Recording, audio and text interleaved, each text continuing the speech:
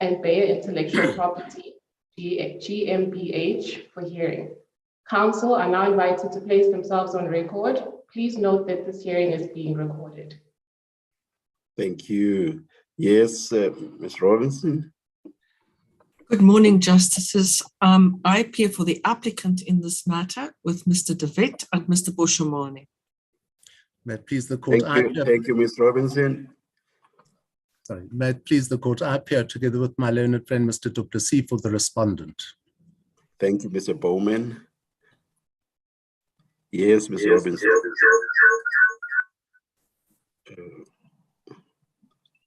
His names come up on the screen.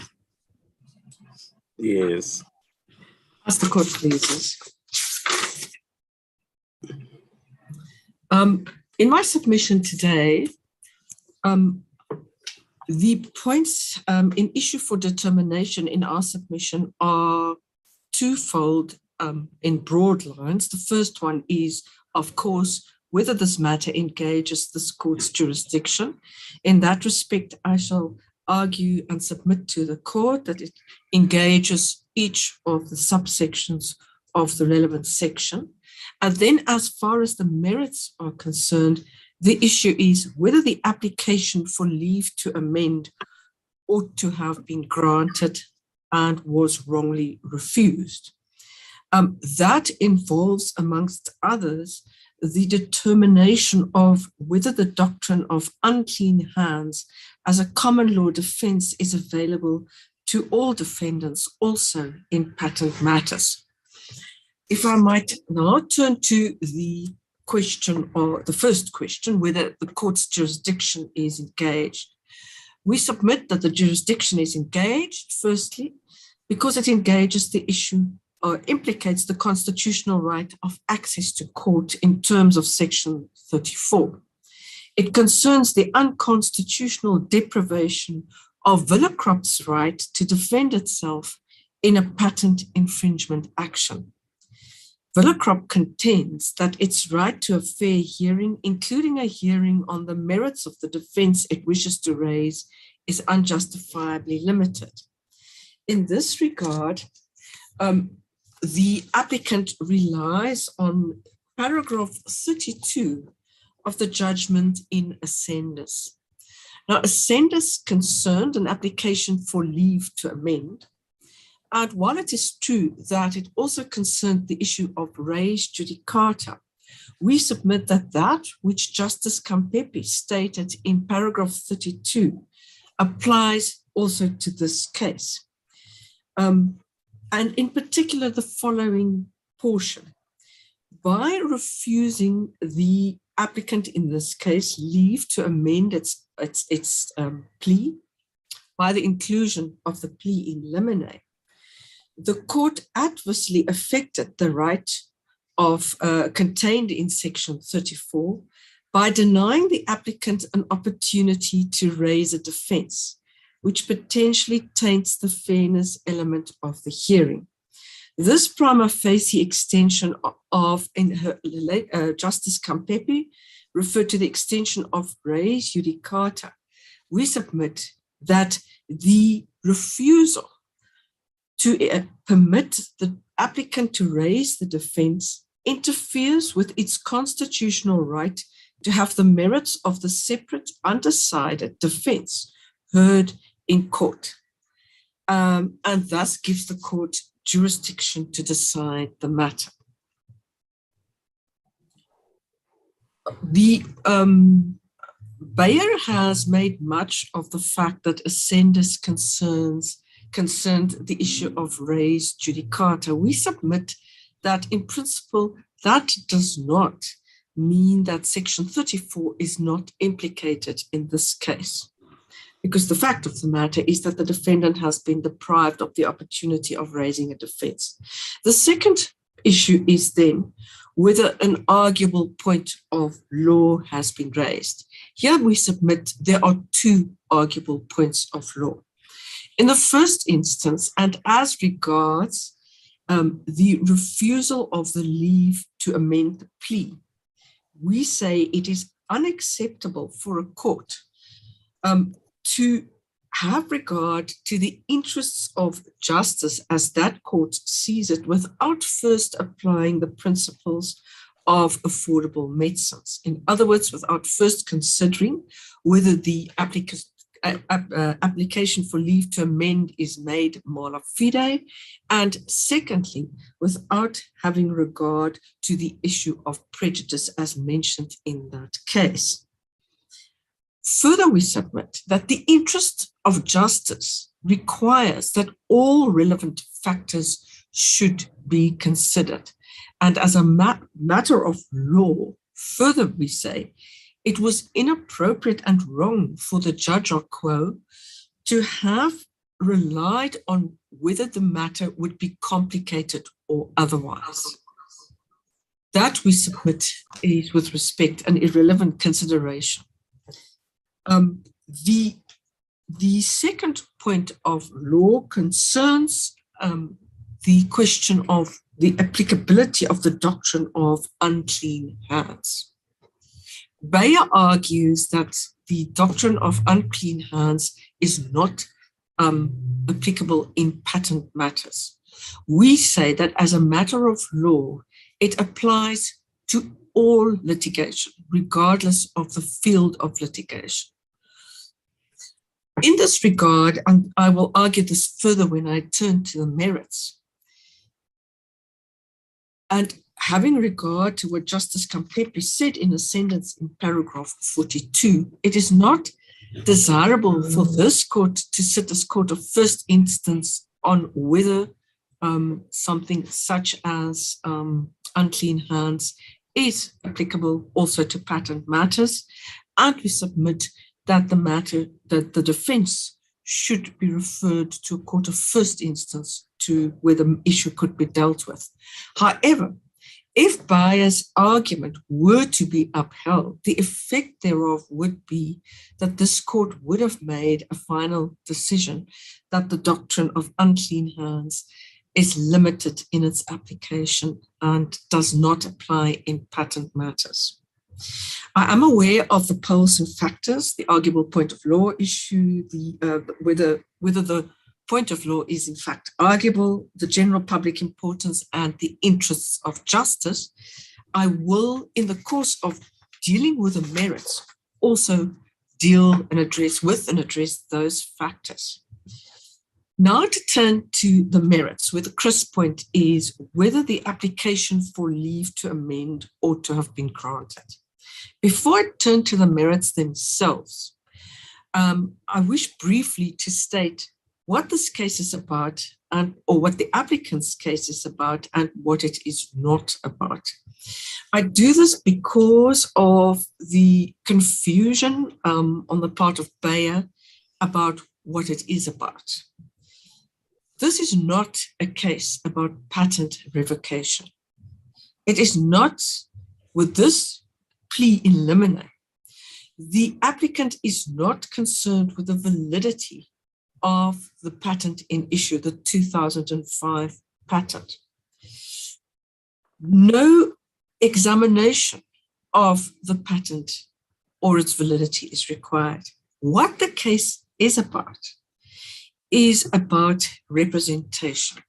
It is about the representation Bayer made about what was disclosed according to it in the basic patent. I will refer to that as the 97 patent. In comparison to the representation it is making to this court about the spirit tetramat and what spirit tetramat is. We submit that on any construction, those two representations cannot stand together. Bayer submitted, when it applied for the SPCs, that spirit tetramat had a certain structure. It makes exactly the same representation about spirit tetramat in this litigation. That, we say, points to such unconscionable conduct that the doors of court must be barred to it. Thus, this case concerns the applicability of a common law doctrine of unclean hands. When we thus turn, just briefly before I turn to the merits, I also make the following submissions about the context in which this special plea is sought to be introduced. If I might refer the court just very briefly to volume 3.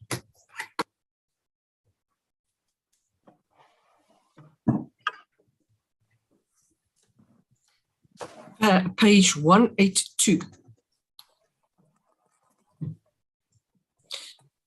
That is the founding affidavit deposed to by Mr. Du Toit.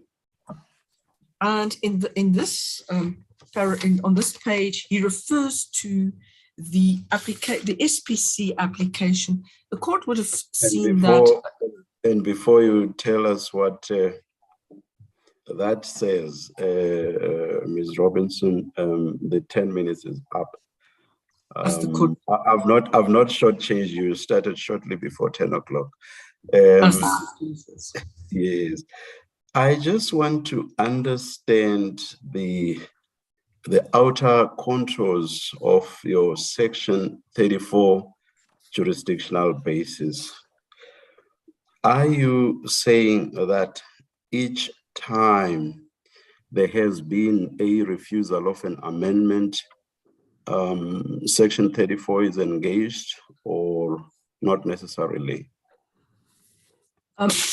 Justice Madlanga, it is engaged if the requirements that Justice Kampepe envisaged in paragraph 32 are satisfied. In other words, if the right envisaged in Section 34 is adversely affected by denying the applicant an opportunity to raise a defense. And when is it denied? Under what circumstances is that right denied? I want us to be clear as to what the general principle is, so as to have an idea of how to apply it to the instant case. How is it denied, or when is it denied, or under what circumstances is it denied? It is denied in a circumstance such as this, where a defendant is deprived of an opportunity of raising a defense. Isn't that what always happens when you are the defendant and you are seeking to amend and you are told you can't? That the defense that you are seeking to raise is basically denied. So that to me seems to suggest that Section 34 would then be engaged each time an amendment of a plea has been denied. It would depend also on whether that, and here the interest of justice aspect then comes to the fore. If it's not arguable, then the interest of justice would not engage Section 34, because an arguable defense would not have been denied. So the issue would be whether the defense is arguable. It's not any defense regardless of the merits of the defense. That is not what we're submitting. We see implied in the word defense. But there may be defenses which are on fairly mundane issues and which may be arguable. So are you saying even those would engage our Section 34 jurisdiction, or rather would engage our jurisdiction in terms of Section 34? Even if the arguable point is on a fairly mundane legal issue or legal question? Well, then the court would consider whether it's in the interest of justice that its jurisdiction is engaged. I exactly want to understand what the basis of it either being or not being in the interest of justice would be.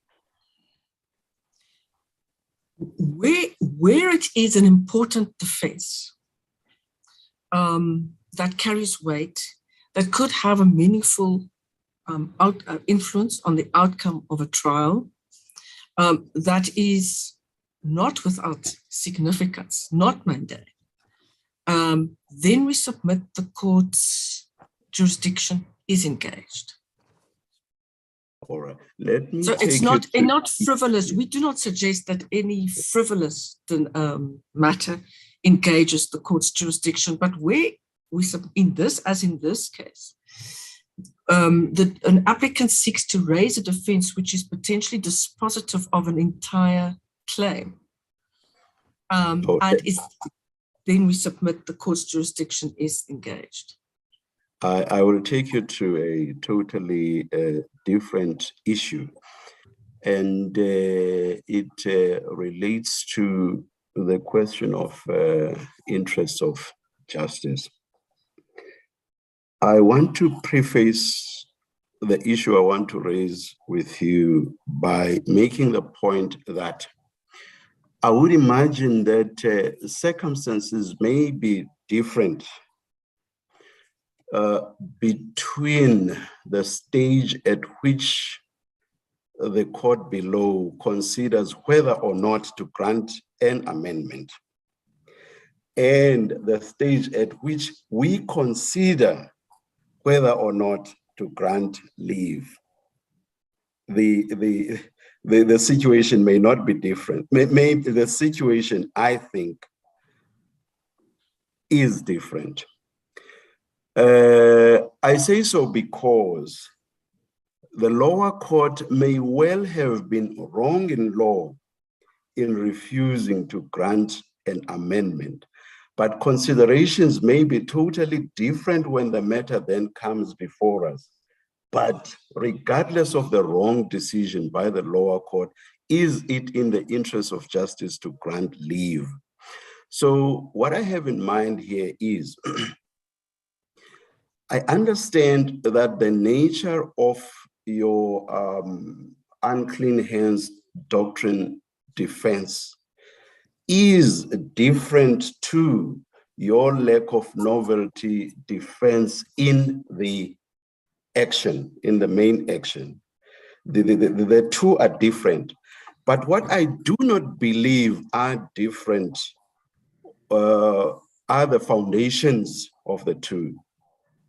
In this sense, or rather to an extent, there is a commonality between the two.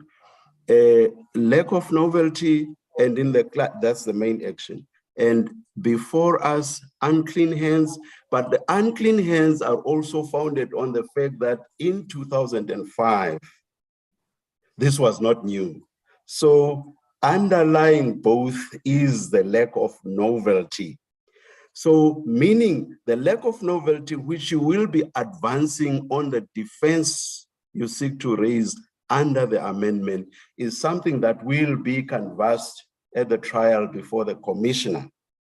Now, that being the case, is it in the interest of justice to approach us in medias res, as it were, on something that will be considered by the trial court, even if the context is different, but the novelty issue will be considered nonetheless? Is it in the interest of justice for this to go through the hierarchy of courts for an issue that is not going to be lost to the trial court?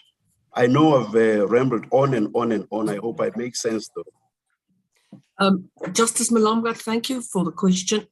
The short answer is, of course, that novelty is not engaged in the unclean hands argument, not at all. It's not relevant at all whether what is disclosed in the 2005 patent is novel. The only issue is what Bayer said. It doesn't matter whether what it said, what did it relate to? Did it not relate to something that had been disclosed previously, which does go to novelty or not? No, well, novelty is not engaged in our argument at all.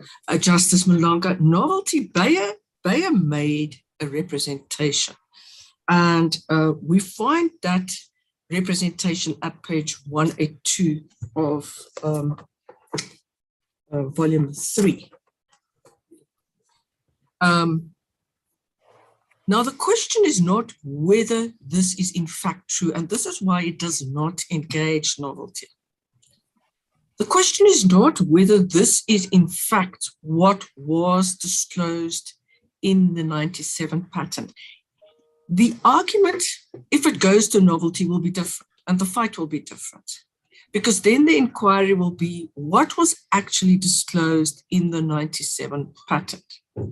Bayer now says to the court what actually was disclosed in the 97 patent is not what it disclosed in the SPCs. So at the trial before the commissioner, your client will not, amongst others, be seeking to say you lied when you sought to suggest in registering this patent. You lied when you presented X, Y, Z facts. Will that not be part of the case that your client will be seeking to prove at the trial? At the trial, without the amendment.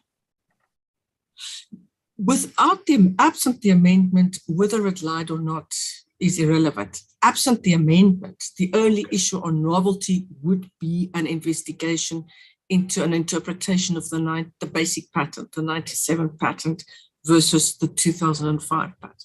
Okay. Maybe it's lack of knowledge on my part on the technicalities around this subject and this field of the law. No, I must just correct. Yes, Ms. Robinson. Sorry, Justice Madlanga, I must just correct myself as well. So as far as novelty is concerned, yes. Whether it lied or not is totally irrelevant. Yes. There is a defense based on section 61(1)(g), but that only goes to the declaration that was lodged in respect of the application for the patent. There, the issue of lies will become relevant. But when the question of novelty is considered not. Okay. May I then move on to something, and this will be my last question, and I hope there will be no follow-ups. Just explain to me why the doctrine of unclean hands does not apply to patents or patent law. Well, Justice Malonga, we say it does. It does. So what then? Because I thought the fundament of your case is about the development of the common law, amongst other things, or not really. Justice Malonga, we submit firstly in our heads it does apply. It has always applied. Yes. If Bayer argues that it does not apply, yes, and it should not apply, we say if Bayer is correct, which we say they're not, then the common law should be extended. Okay, alternative argument. That is our submission on that point. I'm trying to think. What then gives us jurisdiction in that context? In the context of this, if according to the applicant, this has always been our law, what do you want us to do then? We want this because you can't say, but I want you to do something just because my opponents say. Because if you say the law is clear, this is what it is, what do you want us to do and why? Why must we bother entertaining this matter? We ask this court to grant leave to amend because of the wrong application of the principles of affordable medicines, which would then, and the deprivation of the section 34 rights, which we say are weighty, and then to refer to give the defendant the right to argue this matter. It's a point in limine in the court of first instance. And if Bayer, as they will no doubt, then argues that the doctrine does not apply, then the issue might end up here again.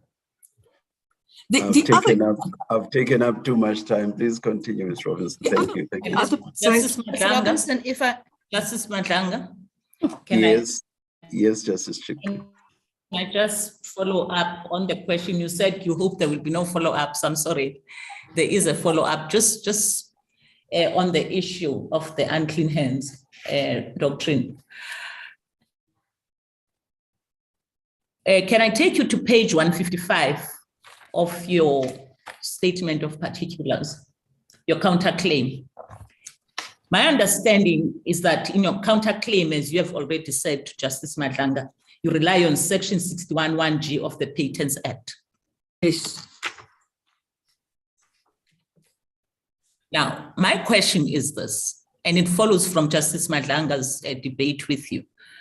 The plea of unclean hands, is it not based on the very allegation that there was a misrepresentation? And you are then saying that because there was a misrepresentation, Bayer is not coming to the court with clean hands. Is that not what the gist of your case is? I'm sorry, Justice Chiki, there was some distortion on the line. Are you asking whether the case is that there was a Can I repeat myself? Am I audible? Yes. Am I audible? Yes. All right. The plea, the point in limine that you raised regarding unclean hands, was it based on a contention that because there was a misrepresentation by Bayer, they are coming to court with unclean hands? Is that what you were saying? Justice Chiki, yes, in this sense. Bayer, no, you don't have to explain. I just wanted to make sure that we're on the same on the same wavelength, right? Bayer's statements are contradictory and in that sense dishonest. So there's a dishonesty. Okay, you've pleaded that. You've pleaded that in your counterclaim in paragraph 11, in paragraph 155. Why would it cause you grave injustice then if your point in limine is not upheld? And why should we not intervene, seeing that based on your counterclaim, you will still have an opportunity to rely on this? Yes, Justice Chiki, the considerations under section 61(1)(g) are different to the considerations that arise from the unclean hands point. So under section 61(1)(g), the inquiry is limited to that which is stated in the declaration, and there is the further requirement that the defendant must prove that the patentee knew or ought reasonably to have known to be false that statement. In other words, that attracts an onus that the Villacrop must show that Bayer knew or ought reasonably to have known the statement to be false. The doctrine. Well, I'm sorry to interrupt you. I'm doing this in the interest of time. I don't mean to constrain you at all. When you allege unclean hands, don't you have to prove that indeed Bayer was malafide or had unclean hands? Because you're alleging that they knew, but they misled. Yes, but it's a different. With respect, you're correct, but it's in a different sense. In other words, the two statements that Bayer made, in other words, the statement it made to the SPC authorities and the statement it makes in its particulars of claims cannot stand together. One of those two statements must be incorrect. So it's a far simpler test It's simply the question that when Bayer disclosed to the SPC authorities the structure of SPC as exactly the structure of SPC, which it claims to protect in its particulars of claim, somewhere it is lying.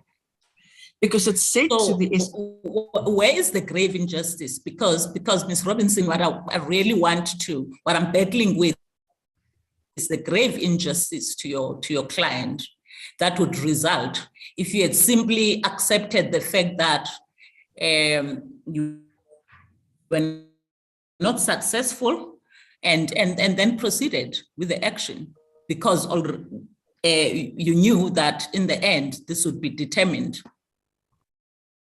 Mr. Chiki, this is a different point.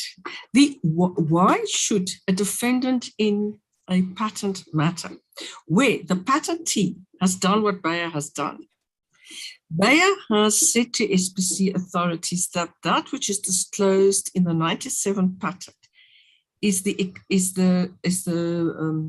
component with the exact molecular structure that it is now claiming in its particulars of claim in this country, relying on a subsequent patent to be novel.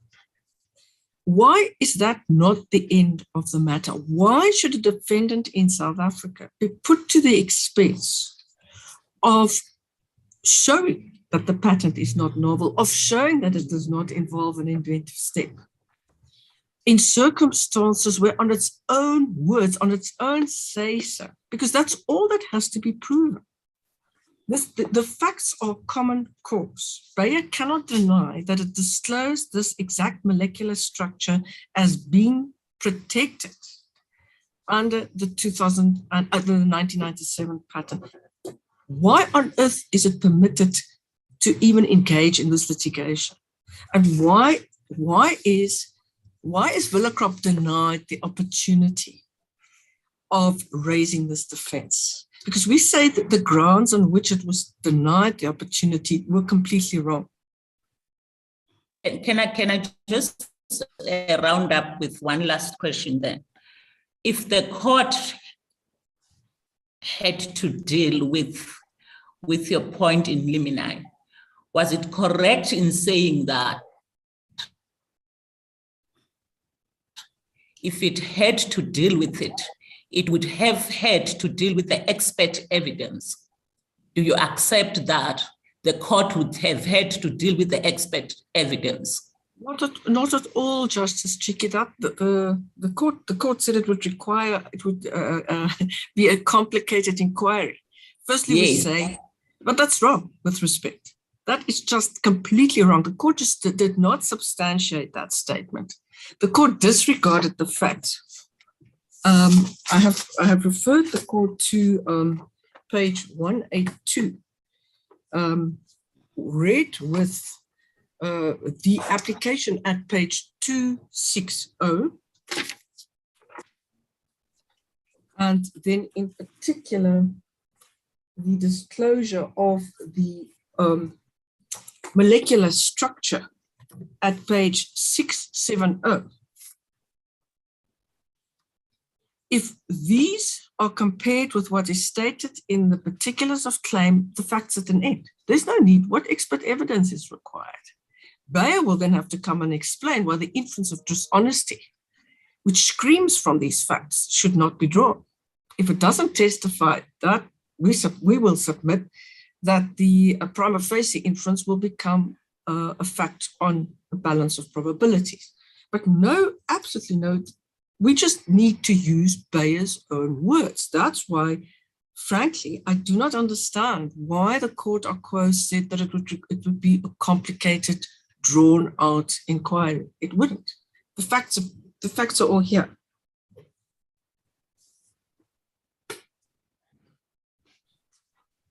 Mrs. Madlanga, thanks for the. Ms. Robinson, I have some concerns about jurisdiction in this matter. And it may be that I didn't properly understand your responses to Justice Madlanga, and forgive me if I'm going to traverse ground that you've already addressed. I do believe we have to separate jurisdiction and interest of justice. We don't get to interest of justice if there is no jurisdiction. Would it be correct? Do I understand the applicant's case correct that wherever an amendment is refused, an application for amendment is refused, that would engage this court's jurisdiction? Is that the principle that's being put forward by the applicant? No, And then thereafter, the second leg would be, should we grant leave? Is it in the interest of justice to grant leave? So we must not conflate the jurisdiction with interest of justice to grant leave. How, if you say it's not all matters, how would we decide? What would the principle be that in which cases where an application for amendment is refused, would our jurisdiction be engaged on the basis of Section 34? Thank you, Justice Tron. I return to the answer Justice Kampepe gave, which is that if an applicant is denied the opportunity to raise a defense, that which potentially taints the fairness element in the hearing, Section 34 is engaged. So let me understand this. So if the defense, the refusal of the defense goes to the question of fairness, then our jurisdiction. Then that is, as I understand what you said, and we respectfully align ourselves. How would we formulate that principle? I would suggest as she did, as Justice Kampepe did. And can you repeat that for me, please, in your words? In other words, where an applicant is denied the opportunity to raise a defense that potentially taints the fairness element of the hearing, this court's jurisdiction, that Section 34 is engaged. That would apply to almost every application for an amendment that is refused. Where a defendant is not allowed to raise a defense.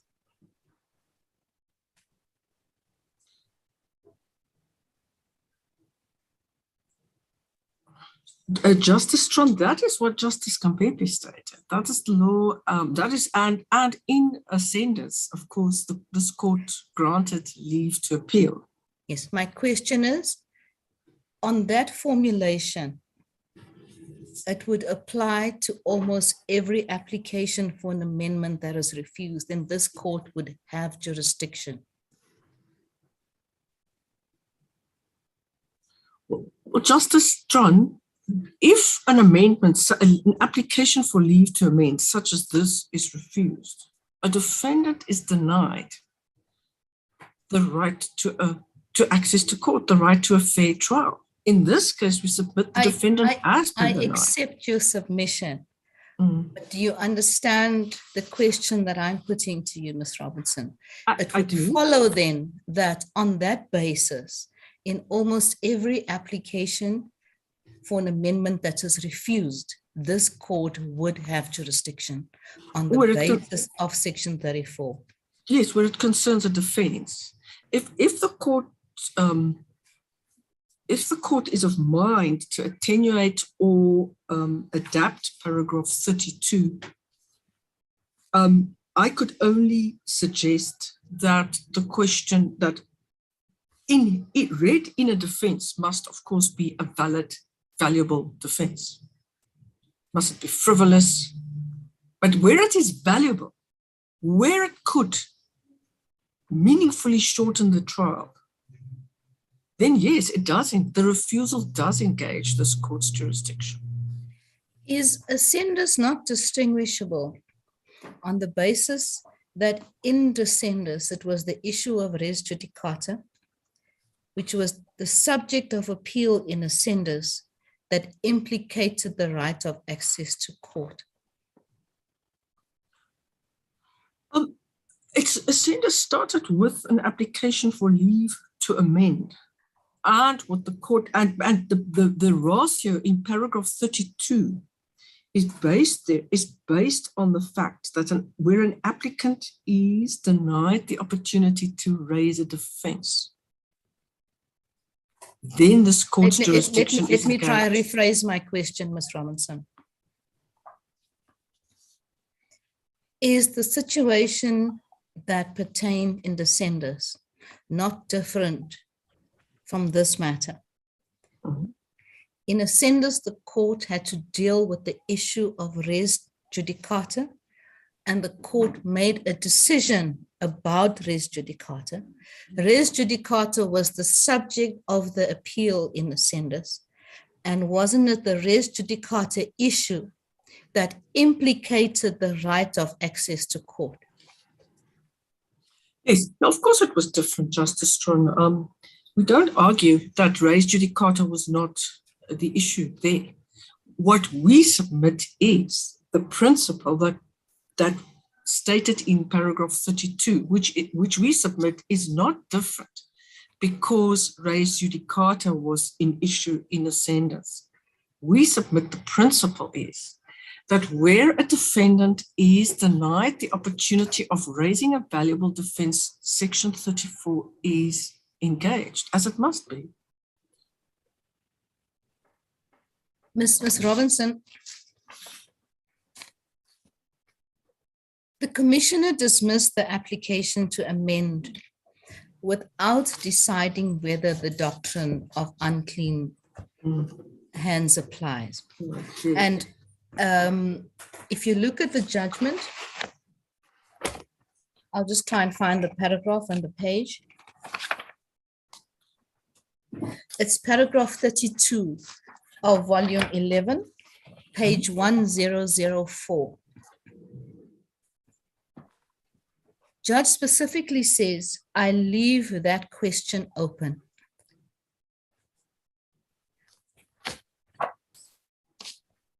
So whether or not the doctrine applies or could be applied was immaterial to the High Court's, the Commissioner's decision. In those circumstances, can we find jurisdiction on the basis of the questions concerning the unclean hands doctrine? Justice Strong, as you put the question, I agree with respect that you're correct, that whether it applies or not, was not decided by the court. The effect of the decision is, of course, that Villakrop could not rely upon it. The real issue, the real question before this court is whether the defense was excluded correctly or not. On the correct grounds, whether the decision to refuse the application for leave to amend was correctly made by the factors in paragraph 29. Namely, is a court correct when it refuses an application for leave to amend when it says this is a complicated inquiry, would require expert and technical evidence, without substantiating that when it's factually wrong? I think that's a different point, Ms. Robinson, to the one I'm raising. Yes, sorry, I might not have made myself clear. I'm in respectful agreement with you. She did not decide the point. It's Bayer who has said that it does not apply. Now, if that point was not decided by the commissioner, it's then a quantum leap to say that the right of access to court is implicated, because that point first needs to be decided. It first needs to be decided whether the doctrine of unclean hands is applicable in the field of patent law. And what this court is being asked to do is to make that decision as a court of first and last instance. No, Justice Tron, I might not have made myself clear, but I made it explicitly clear that that's not what we're asking the court to do. You might recall that I referred to the paragraph 42 in Ascendus, where Justice Kampepe confirmed that this court does not does not prefer to sit as a court of first instance, and we're in respectful alignment with that submission. What we are asking the court to do is to give the defendant leave to argue this in the court of first instance. And you might recall that I then made the submission that we may ultimately then end up, if Bayer persists with its claim as it does, that the doctrine does not apply. So no, we are not asking this court to find that the doctrine applies. We're asking this court to give Villa-Krop the opportunity of arguing it in limine before a court of first instance. Thank you, Ms. Robinson. Ms. Robinson, the application to amend was refused. I'd like you to explain how this will affect the Villa-Krop's case.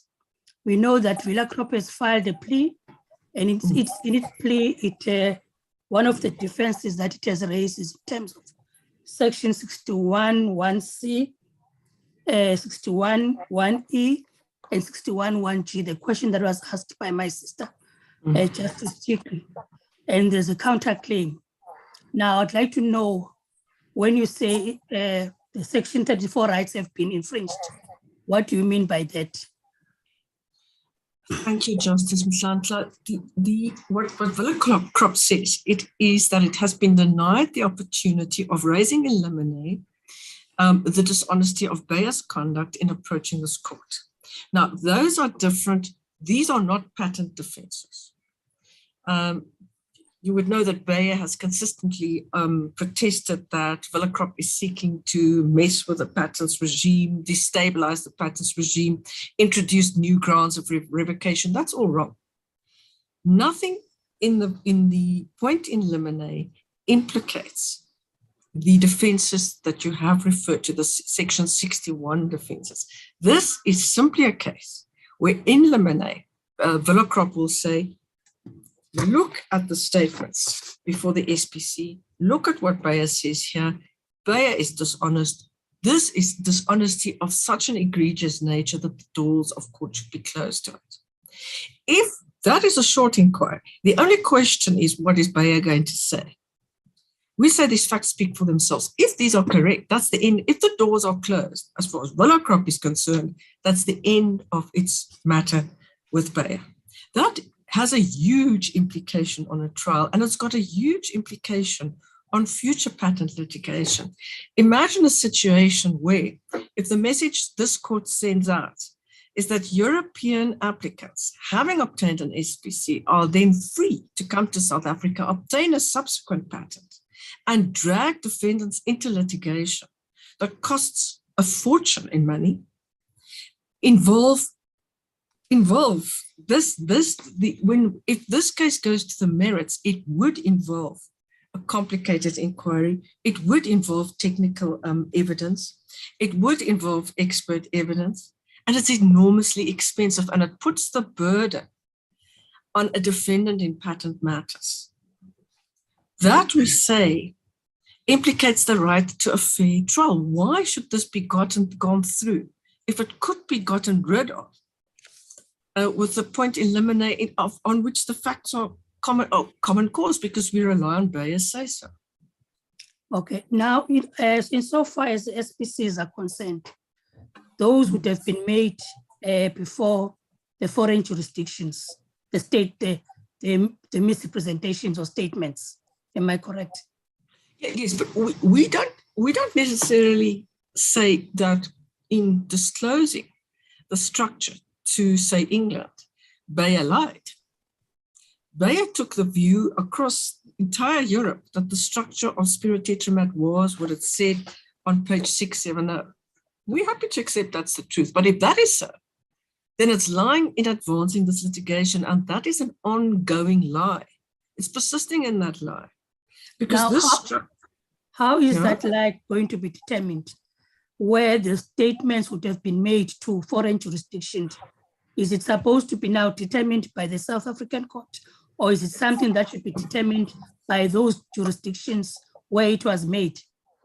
No, Justice, we can merely look at what Bayer itself put down on a form. There's no need to go into a foreign jurisdiction. The fact that it was made in England is really neither here nor there. That change, with respect, doesn't change anything. If we look at what Bayer said on the English form, because it's merely a question of what was factually stated. What is the representation Bayer made? Can I take you, please, to page 654? And we must remember Bayer has admitted making these statements. It can't deny making them. So if we look at, I beg your pardon, let me just go back one page, 653. You'll see that this is an application made on what's called Patents Form SP1. It's to an intellectual property office. The name is given there of the person making the statement. Paragraph 5, Bayer must identify what it is applying for. It is applying for a certificate under EC regulation for plant protection products. And it relies on the basic patent, which is this one. That is the 97 patent. That's been the case every time across Europe. In paragraph 9, you see that the product is identified as spirit tetramat. Remember, this is it with reference to the 97 patent. Paragraph 10, this is the important one. 10, if you are filing any of the following documents, state which. D, information showing that the product is protected by the basic patent. What do they say? Exhibit 1, and this is very important, shows the structure of spirit tetramat. This corresponds to example protected by the basic patent. Now, the structure of spirit tetramat is then disclosed on page 670. Remember, this is all by Bayer. Why would it matter that it is disclosed in England or France or Germany or in South Africa? This is what they say the 97 patent disclosed. But then the point is that in advancing the litigation in this case, they say this structure is a novel structure which has never been disclosed. And that the structures are the same you find in the affidavit of Professor Verdoren. You find his affidavit starting at page 232. And at page 235, paragraphs 10 to 12, he confirms that the structure on which Bayer relies in the Crop Science Journal is identical to the structural formula of spirit tetramat as disclosed in Claim 5 of the 2005 patent. So the point's a very simple one. We say, Bayer having said, and it doesn't matter whether it's made that statement to foreign authorities or to the press, the fact is Bayer made the representation that this structure that it says should be protected in the 2005 patent was already disclosed in 97. So we say they cannot believe in what they are saying in the particulars of claim. They cannot believe that it is a novel disclosure. Thank you, Justice Madlanga. If my sister is done, Justice Madlanga, may I come in there? I'm going back to the interest of justice criterion, Ms. Robinson, and one of the criteria this court has said that we must consider is the question of the interest of justice analysis is the prospects of success. In other words, we must have regard to the merits. Now, I share this concern that my colleagues have more than once expressed about the overlap, almost complete similarity between this in limine point, this leave to amend application and section 61(1)(g, ground of revocation. Because you've just said when you were answering the question of my sister Tlantla, you said there was a misrepresentation, and it is, for your case, you say it's material. Now that's section 61(1)(g language, isn't it? Justice Majid, yes and no. As I've submitted, 61(1)(g has completely different requirements. The other, it also engages an inquiry into novelty and validity, which this does not engage. It doesn't matter for purposes of our unclean hands argument, whether the 2005 patent is in fact novel. What matters is that Bayer cannot believe it to be novel. It goes to its belief. Whereas as we see when we look at the requirements of 11(g), is firstly, it is confined to the declaration lodged when a patent is applied for. So it's confined to the declaration lodged when Bayer applied for the patent. Whereas here, we submit the misrepresentation, the dishonesty is ongoing. By advancing this litigation, by persisting with it, Bayer is persistently engaged in an ongoing misrepresentation. And 61(11)(g) requires that Villa-Krop will have to show that the patentee knew it to be false at the time when the statement was made. So, well, can I just stop you there, if I may? You see, in any civil matter, be it on notice of motion or on summons, there are the facta probanda and the facta probans. Now, it seems to me these two overlap to a large extent. Part of what you'll have to prove under 61(1)(g) in the main action is this question of when they filled in the form, did they know that that information was false?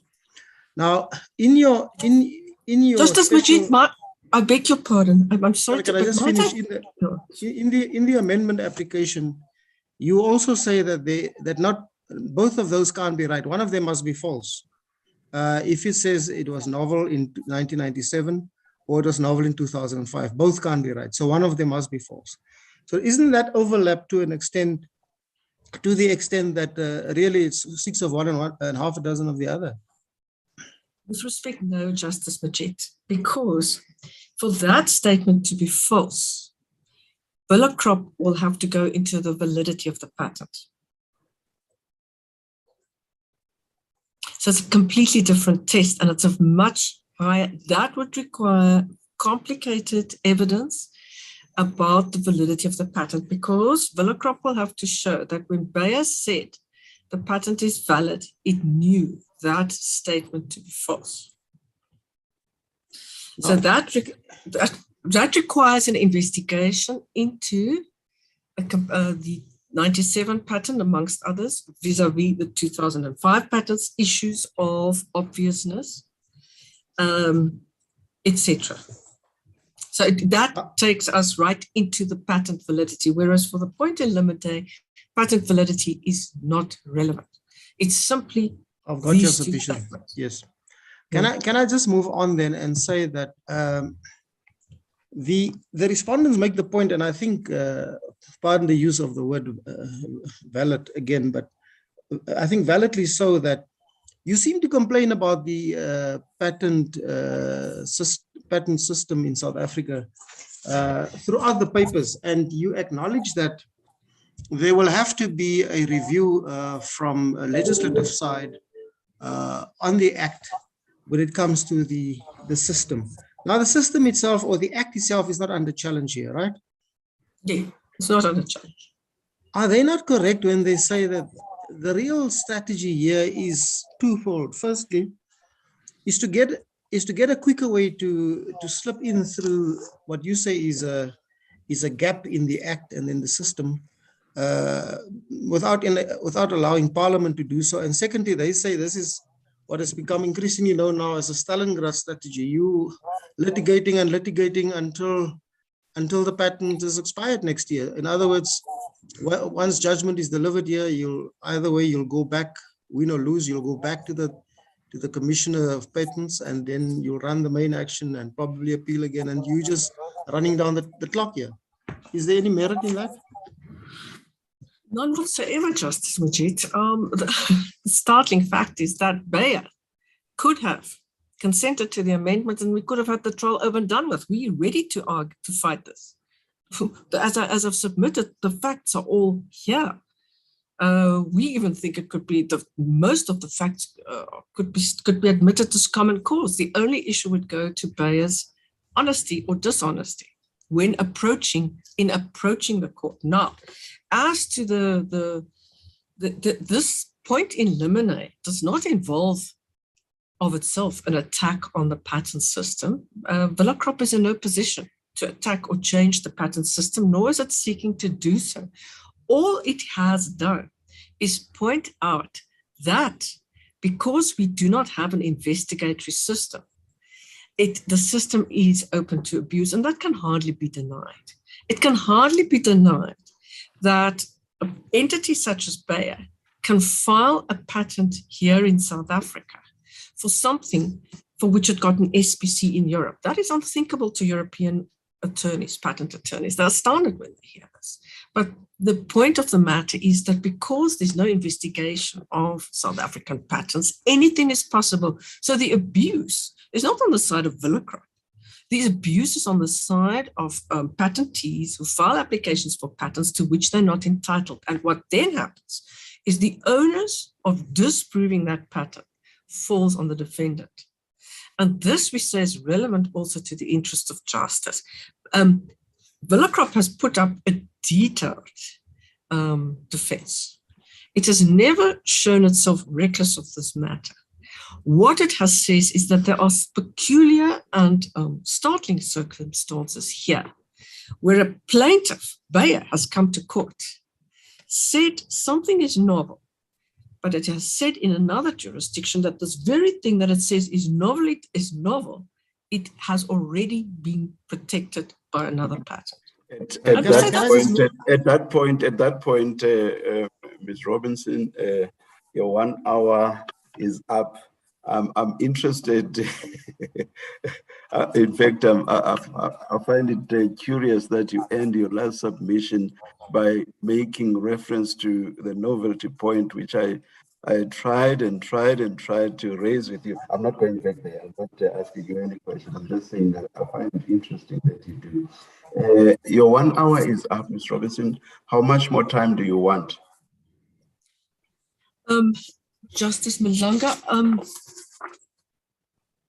perhaps I could summarize the point as such. This is not a novelty fight. It is a comparison. I heard your submissions. No, don't mind me. I heard your submissions. How much more time do you want? Could I perhaps just have 5 minutes to close off the argument? 5 minutes.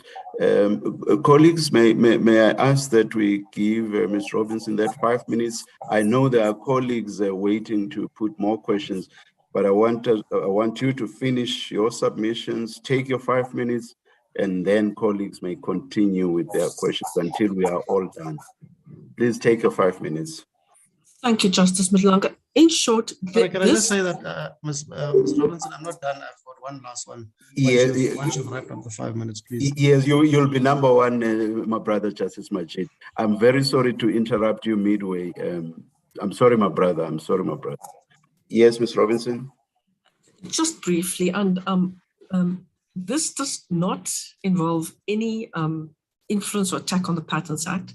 It is merely a question of measuring up two statements by Bayer, which we say show that in advancing the litigation, Bayer is dishonest in such a way that the doors of court should be closed to it.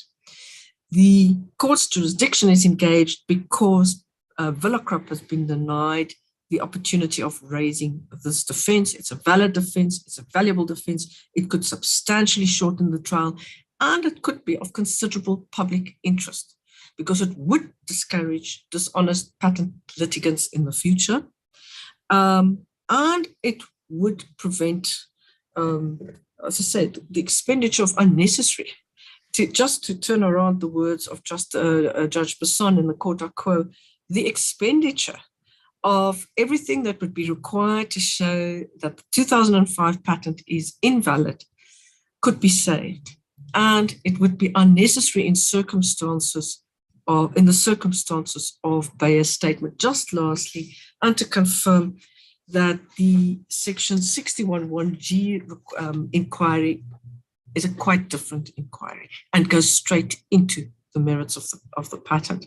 And for that reason, we would ask the court to firstly entertain the matter, grant leave to appeal, and send the argument back to the court à quo. It must be kept in mind this would be brief and short, point in limine. The court would be either with us or not on Bayer's dishonesty, and that might put an end to the matter. As between Bayer and Villekrop, that it does not do so vis-a-vis other parties is neither here nor there. That's another point Bayer made. It doesn't matter that the finding would not be one in rem.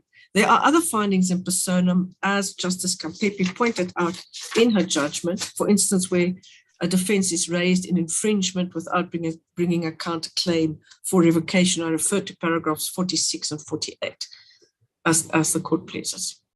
Yeah, my brother Justice Majid, and Thank you, after Justice you, Mlanga.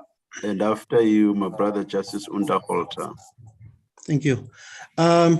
Just before I ask my last question, you said earlier that you don't understand why Bayer is opposing this amendment application. Well, it's a double-edged sword. It cuts both ways. One doesn't understand, and I'm asking it rhetorically, please. One doesn't understand why you need this amendment if you have all this evidence on record that you've pointed us to about the misrepresentation, almost like the documents speak for themselves. But let me ask the question, you could comment on that, but let me ask the last question. Let's postulate this following hypothesis. This court is with you and we grant you leave to amend and you amend. Where does that leave the trial?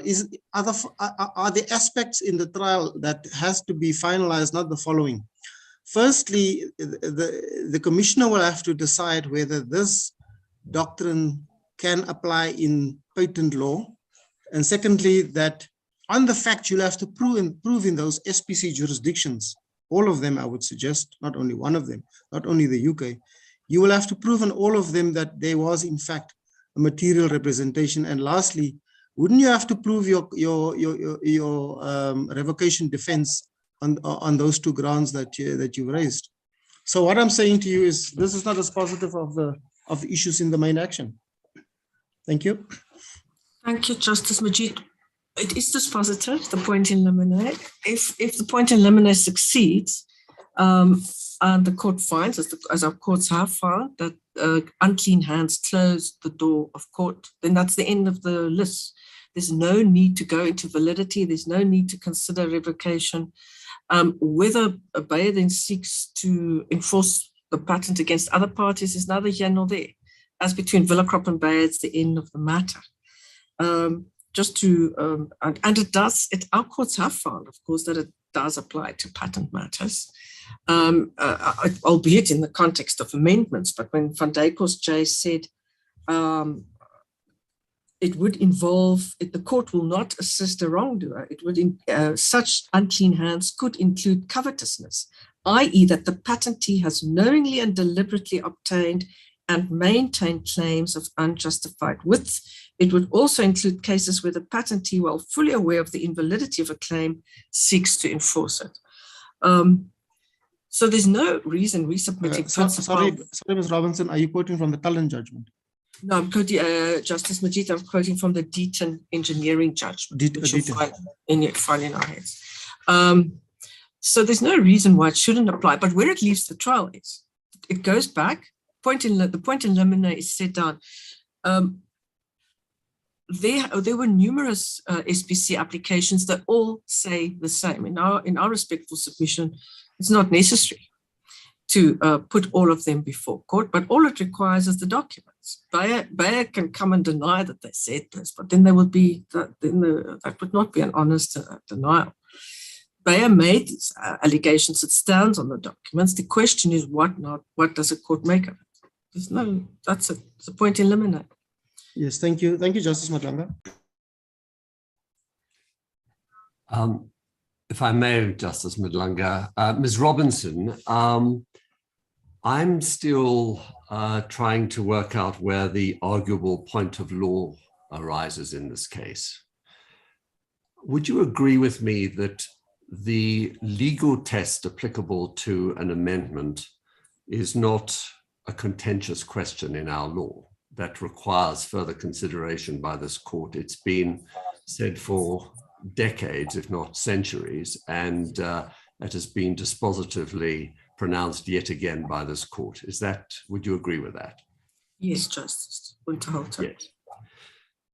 Would you also agree that, generally speaking, this court does not entertain matters that simply concern the application or the misapplication of a well-understood principle of law? Yes. Yes. So if I could then just ask you to turn up in volume 8 at page, starting at page 793 to 794, which is the plaintiff's objection to your Rule 28(3) application. 783, I beg your pardon? Sorry, 793. My 793.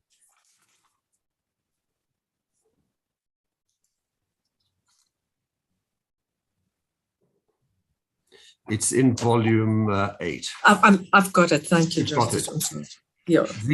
The objection that was taken by the plaintiff was not a true exception.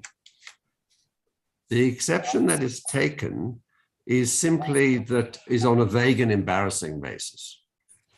So at least as I read this, the plaintiff is not raising the question as to whether clean hands is a doctrine applicable to patent law.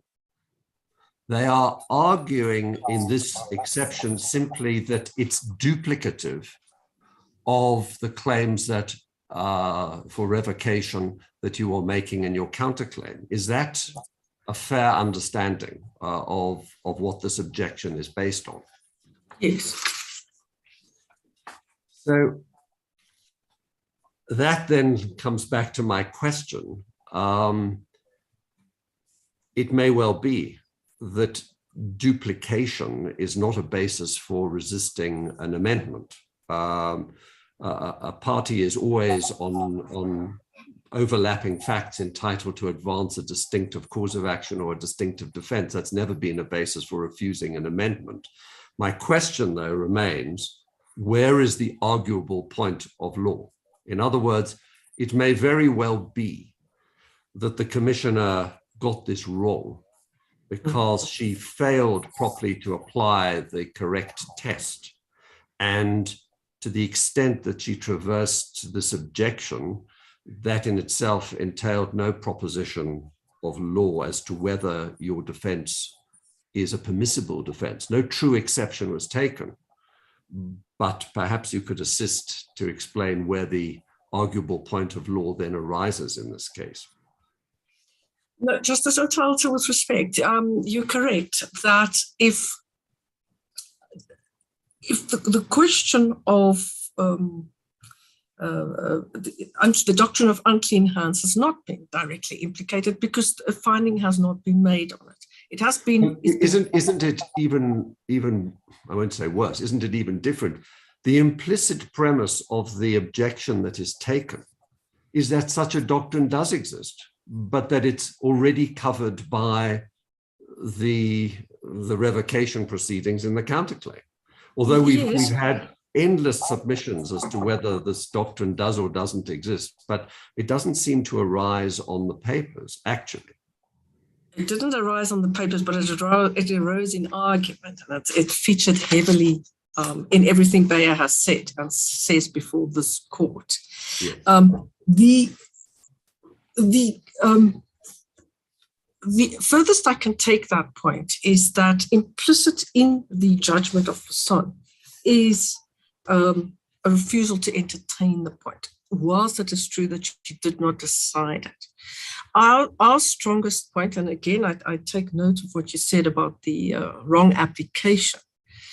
of the test for leave to appeal on the point of law point is that as a point of law, the judge or quo was incorrect to go directly to what you saw interest of justice without applying the test. So we would ask this court to confirm that the test has to be applied. You see, it appears to me to be something of a double-edged sword for you, which is that if it was impermissible for the plaintiff to engage the legal question as to whether the clean hands doctrine is applicable in the law of patents, because that wasn't the nature of the exception that they took. They took a vague and embarrassing exception. It has the consequence for you as to whether our jurisdiction is engaged, or more particularly, whether we should entertain this appeal, because there's no true point of law that arises. Justice Untitled, there still would be the question of the constitutional issue that arises. The fact that the defendant, the section 34, is engaged because the defendant was prevented from raising a defense. That is correct, but we don't, even if the court's jurisdiction was engaged on that ground, there's still the interests of justice balancing test that we have to undertake. Could you just finally tell us, if we declined the application for leave to appeal to this court and you went back, you ran the trial on the pleadings as they now stand, unamended, would you not have a ground of appeal at the end of the case, assuming you didn't prevail on anything on the pleaded case, to say, but I could have prevailed on a point of law and its application, which I was denied the opportunity to do?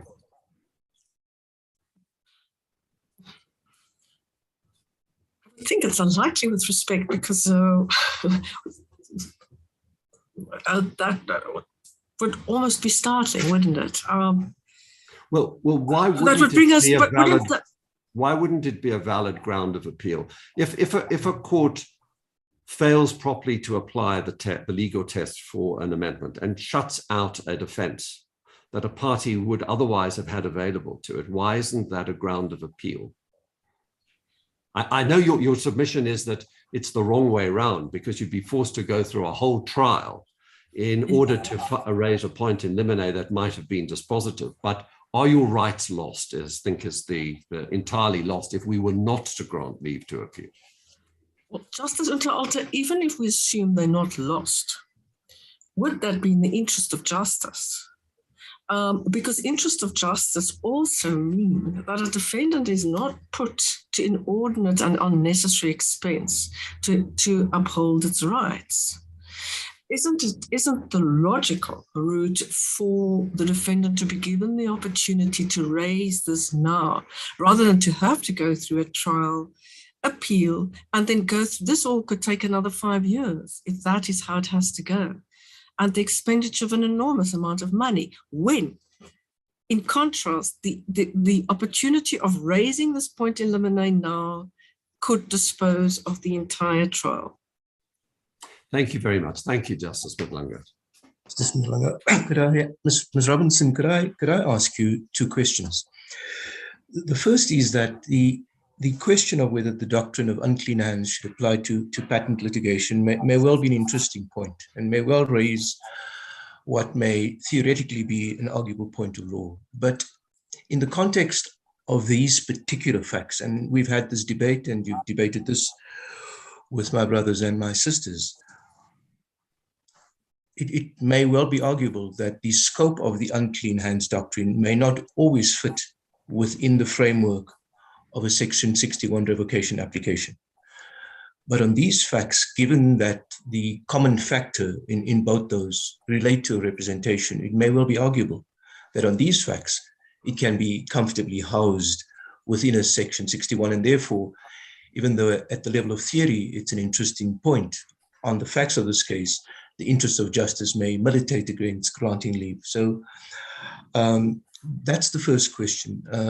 But I think you've responded in part to that, and maybe let me put my second question to you, because it may have some relevance to the two. What you're seeking is to create to have the court create a common law defense that stands outside of the Patents Act, correct? The doctrine of clean hands. Now, the consequence of that, if you are successful in this court and if you are successful in advancing your special plea before the commissioner, would be that the validity of the patent would be left intact. And the patent holder would be the holder of a valid patent, but would be unable to enforce it. If the court or co does find indeed that you've established unclean hands, it would provide a defense to all and sundry who act in infringement of a valid patent. And the ongoing validity of the patent would prevent the registration of a similar or identical patent in the future. Would that not create total uncertainty in your patent system? That you have someone who holds a valid patent, the patentee is unable to enforce it against infringement because of the unclean hands doctrine that exists really outside of the patent system. And so should a patent system that seeks to provide some level of certainty, predictability, etc., operate at these two parallel levels? Justice Colopin, if I could answer just your first question related to section 61(1)(g. As I've submitted, the requirements there are quite different to the requirements of the common law defense. 61(1)(g) requires an inquiry to the validity of the patent, which the defense of unclean hands does not. So, and 61(1)(g) is limited in time and in fact. But to return to the question of the patent system, the doctrine of unclean hands has been part of our law since at least 1926 when it was introduced in ZIP. It has never in any case been restricted. Its application has not been restricted. It is a common law defense. That it's not the only common law application that applies, of course. We also, common law, what do I call it, procedures have, for instance, in the Sipler case, in patent matters, been applied to introduce the principle, the delictual principle of aiding and abetting. So our, if I just give you the reference for that case, it's a Sipler Medro case versus Aventus 2013 4 SA 579, paragraphs 31 to 34. Patents do not exist on some holy ground where a patentee can permit a patentee to litigate with unclean hands, and then where it can seek protection and refuge because it's got something on the register. An application of this the doctrine of unclean hands has a very high test. It requires in South Africa the proof of mala fides or dishonesty. So it will always be fact specific. It will in most instances seldom be applied because this is a singular set of facts that we have before us. We've got a patentee who's come to court litigating to say something is to be protected when it's made allegations elsewhere to show that it's not to be protected.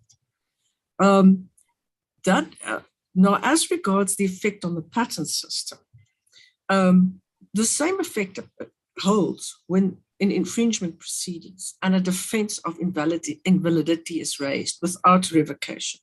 If a defense is merely raised, as Justice Kampepe pointed out in the paragraphs I referred to court,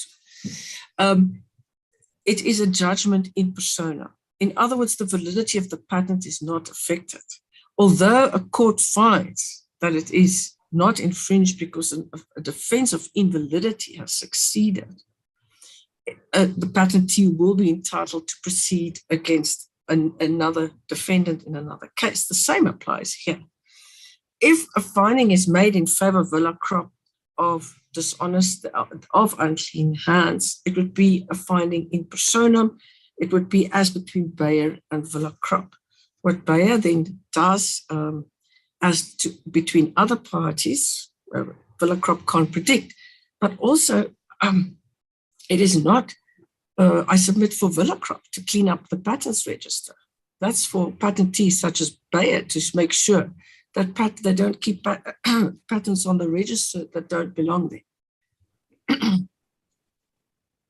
But would the effect of that not be a patent system that is ambiguous? Because if I want to establish, for example, whether my conduct would be in infringement of someone else's patent, and I go off to the patents office and I find a patent registered and on the face of it, one that is valid, but I don't know what happened in the SPCs in 6 European countries.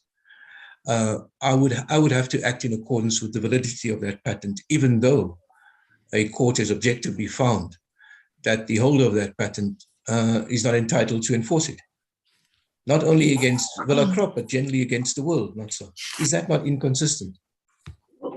Justice Collingwood, the same situation was contemplated by Justice Kampepe in Ascendus in 46 to 48. But that is currently the situation. Currently, the situation is, as I submitted, if a defendant in infringement proceedings merely relies on invalidity as a defense, the finding in that case is one in persona. So a patent, although a court would have found that the patent is that the defense succeeds for lack of validity, the patent would remain on the register. So an ambiguity creates, and that is written into our system at the moment. That's, I submit, is not a reason to exclude the common law defense and to permit dishonest litigation. Perhaps then just finally, Ms. Robinson, perhaps for all those reasons, if the unclean defense in this case can be housed within 61, then that should be the solution, not so. But anyway, I think you've dealt with that. Yeah. Thank you, Justice Mazanda. Ms. Please go ahead, Justice Matopa. Ms. Robinson, one of the requirements for the granting or refusal of an amendment is prejudice. And you are approaching this court on the basis that you are prejudiced by the order of the Commissioner of Patents. I just want to ascertain from you, if we are not with you on the arguments that you have advanced, speaking for myself, what prejudice, if any, would you suffer in the light of your claim, your counterclaim, in terms of section 61(1)(g)? Would you not still have that opportunity to attack that patent? And if you are successful, it would be revoked, and that would be the end of the matter. Do I understand that to be correctly? That is what would happen, Justice Matopa. Yes, if the defendant is not given the opportunity of raising the point in limine, it would go into trial and attack the patent. That would be very complicated. It's perfectly capable of doing so. Complicated, time-consuming, and expensive. Whereas the point in limine could dispose of this. How long would it take to put these documents before court and then hear what Bayer has to say? Be a day or two. The foundational requirements for the claim in section 61, as well as in the new doctrine that you are seeking us to endorse, unclean hands, all are founded on the basis of dishonesty, misrepresentation, on falsehood. And so is the 61(1)(g) claim. So in other words, if you pack your bags and leave, you would still have a right to a fair hearing in court. Your section 34 rights would not be compromised nor curtailed. Am I correct with that summation? No, Justice Matopa, with respect, no, because the right to advance a defense is not arbitrarily to be deprived of a defendant. An defendant is only to be deprived of the right to advance a defense on good, valid, and sustainable grounds. Now, it's not for what has happened here is that the court, quote, told the defendant what defenses it could advance. And with respect, can I interrupt you? The court has left that issue open. It gives a myriad of reasons, some of which I do not agree with, but it's neither here nor there. But at the end of the day, the court applied what it termed the interest of justice in affordable medicines and said it is not in the interest of justice, given the circumstance of this case, to allow the amendment. And you are before us, and we are interrogating this aspect, whether refusing and denying you leave to amend the papers, you will be prejudiced. You have just told us now that you can still go ventilate the points in section 61(1)(g), and you would possibly achieve the same results if you are successful. Am I right there? No, Justice Van, it's not exactly the same results. We believe that if we're deprived of the opportunity of raising the point in limine, go to trial, we will be successful. But it's a different inquiry. Can I just ask you to pause? If you're successful, what results, if any, would you achieve? In the main trial. In the main trial? In the main trial, then of course, the patent would be revoked, of course. Okay. So if you proceed with the doctrine of unclean hands, and won't you achieve the same results? No, it's a different result, Justice Matopo. What would be the order of the High Court? That the doors of court would be barred to bear as against... No. I'm saying you are successful. Barred to bear for what? Won't the court revoke the patent? No. No, I beg your pardon? No. Yeah, let me understand. So you are seeking an opportunity to launch a two-pronged attack. One is the 61, two is the unclean hands. Or am I misunderstanding you? Yes, well, not two-pronged. The point in limine, if successful, would be the end of the matter. That would put an end to the dispute because the doors of court would be barred to bear. And the patent it's not an application for, it doesn't engage a revocation or anything such like. It would simply mean that as against Villacrop, Bayer cannot proceed. But if the matter, so that's the end. So it's not a two-pronged attack as much as if the one succeeds, the other one is not necessary. If the point in limine does not succeed, then it must go to trial, and then that becomes a validity issue, which will lead to revocation.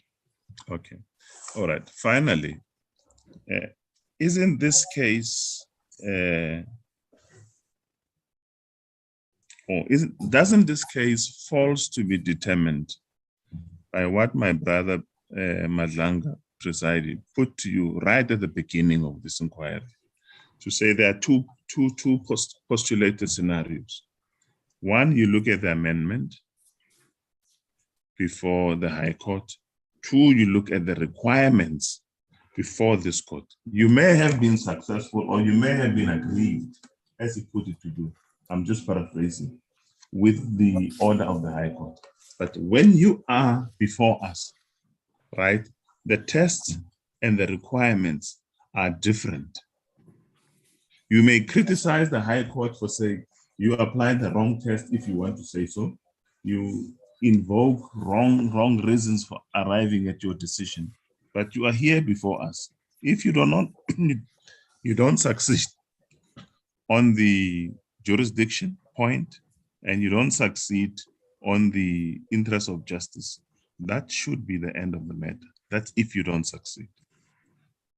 And even if you don't succeed, you are still not left without a lifeline. You still have your lifeline sitting there at the Court of Patents in Pretoria, and you will still go back and take it from where it's left. Am I right? Well, Justice Matopo, yes, in what this concerns is the deprivation of the defendant of a defense. And the question is whether that engages the court's jurisdiction. As we read Ascendant's paragraph 32, it does, because as we say, read in the words defense is a valid, viable, arguable defense. Let me tell you how I understand Ascendis, and then you can engage with me and tell me if I read it correctly. Ascendis dealt at paragraph 32 with res judicata.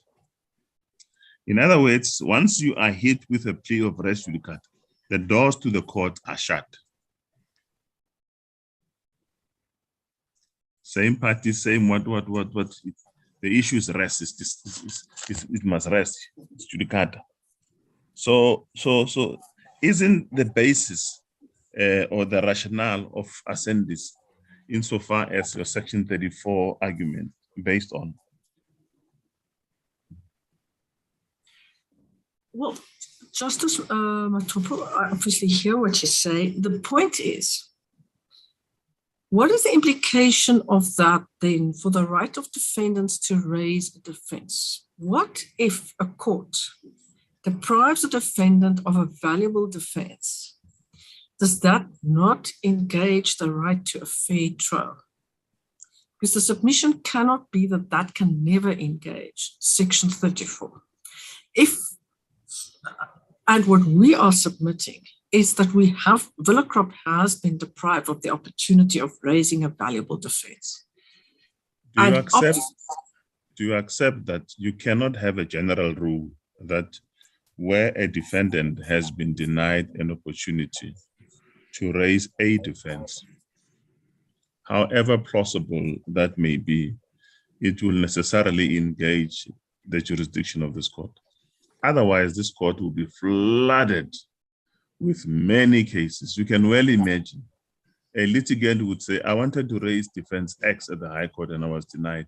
So my Section 34 rights are implicated and your jurisdiction is engaged. And it is in the interest of justice for me to assert this point. Grant me leave. This court will not function on the understanding or on the submissions that you are proffering. Justice Matopo, then the question is, I hear what you say, obviously, but the serious question is what happens when a defendant is deprived of the opportunity to raise a valuable defense without good reason? The safeguard is no doubt lies in the interest of justice. If it is without great value, if it's not such that could put a meaningful end to a trial, then it's not in the interest of justice to grant the appeal. Remember, we have to put everything in a pot. We would consider that, and we'd also look at whether there are reasonable prospects that this defense that is being contemplated would have merit. And then when we look at the defense of Villa-Krop, and then you ask yourself the question, but it has raised the defense in its counterclaim. Why is it here? It can still mount that defense. I'm sorry, I'm repeating myself, as you understand. But it's not, Justice I would Matopo, I'm sorry, just to confirm, it's not the same defense. It's a very different defense. Okay, no, I understand. It's not a new ground. It's been part of our law since 1927.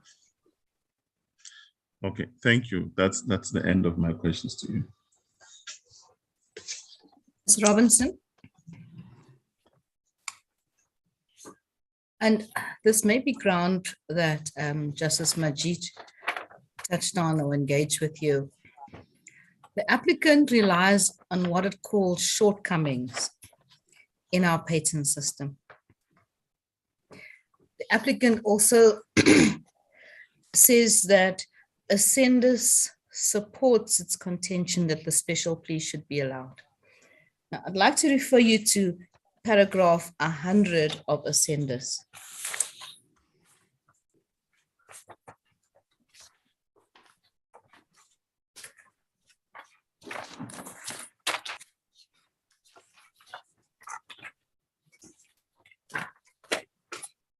It says, instead of deterring litigants who are working both in private capacity and for the public interest, there should be an inclination to encourage them to bring more revocation challenges, not to create extensions in the common law that increase the costs and risks of doing so.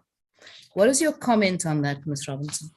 Yes, thank you, Justice Strong. That is, of course, distinguishable because that refers to the extension that happened in that case of res judicata. We're not arguing for an extension of the common law. We're arguing for an application of the common law. And in the context of what Justice Kampepe said, Justice Kampepe's statement is that challenges from defendants should be encouraged. And that's precisely what we're arguing for. In that case, the extension of the common law restricted challenges to patents. What we're arguing for is an application, a principled application of the common law, which would encourage defendants' challenges to patent litigation. Didn't the main judgment refuse to extend the principle of res judicata? And that was the minority judgment that did so. Justice Strong, as I have it, Ascendus broke even. There were Yes. there were five each way. I'm not quite understanding what you said. So that means there was no finding, is that it? That's as I have it, unless I'm incorrect. There was a first judgment and a second judgment. So there would have been no development. There would have been no development. Well, in effect, And there would have been no extension of the common law. No, as I have it, in effect, there was, because the judgment or quo was then left undisturbed, which did extend the res judicata principle, which restricted litigation. Now, the applicant, in seeking to amend its plea, is it not seeking to subvert the existing patent system? And I think Justice Majid put a similar question to you.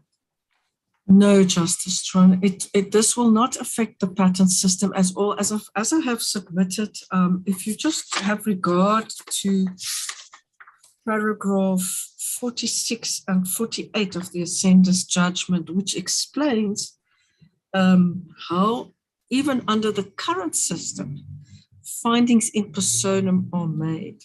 And as Justice Kampepe explained, one could have a situation under the Patents Act where action for infringement is brought and a defendant decides under the system of the Act, and you find that in 65(4) of the Act, a defendant merely raises, for instance, a defense of invalidity for lack of novelty. That would mean a finding in personam between the plaintiff and the defendant, but that would leave the patent on the register. It's exactly the same situation here. So is the applicant not seeking to introduce a novel ground for the revocation of patents? No, not at all, Justice Tron. As I've submitted, this does not, first of all, that wouldn't be possible because, as I've submitted that this is a common law defense, the effect of which would be to close the doors of court to Bayer. Only in personam, only vis-a-vis Villa Croft. That common law defense has not been held to be applicable to patent law previously, is that so? No, Justice Tron, that is not correct with respect. In fact, you would notice from Bayer's heads that they don't refer to one case showing that to be the case. There's no case they rely on that limits the application of the defense, the doctrine of unclean hands. And if this court is to find that, then indeed there is a very important legal question that must be determined by this court. Because we submit there has never been and there is no justification for the limitation of the doctrine of unclean hands. Has that doctrine been applied in the field of patent law before? Yes, I referred you to the case of Deaton. It's in our heads. Now, that was in the context of an application for an amendment of a patent specification. But there's nothing in this judgment to suggest that it should be limited in its application.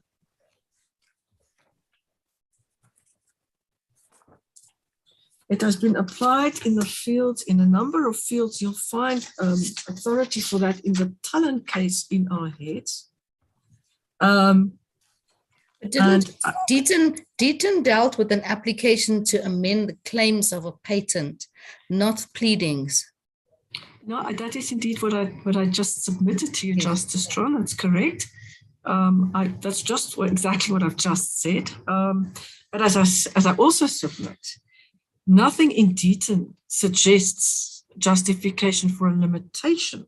Quite the contrary, if you have regard to what Justice van Dykel says I've got the BIP version, Burrell's version at pages 122 going over to 123. He says, it seems to me that the cases where amendments were in fact refused are illustrative of the application of a clean hand doctrine applied only to seriously objectionable conduct on the part of the patentee. So where he uses this for amendments, they are illustrative of the broad doctrine of the clean hand doctrine applied only to seriously objectionable conduct on the part of the patentee. Now, in Dayton, the court had a discretion whether or not to grant the amendment. Isn't that distinguishable in this case? Justice Tron, if the court has to determine, having heard the evidence, whether the conduct was so seriously objectionable as to close the doors of court, that would, I imagine, also involve the exercise of a discretion. Thank you, Ms. Robertson. Thank you, Justice Mhlanga. Thank you, my sister. Ms. Robinson, it looks like that's the end of the questions. The court will adjourn. Oh, the court will adjourn and let us resume at midday. Court adjourn. Court will adjourn until midday, 12 o'clock. Please note that during the adjournment, you are welcome to switch off your video and mute your microphone, and then rejoin with video and sound when the hearing recommences at 12. Should you exit, you may use the same link to rejoin the hearing.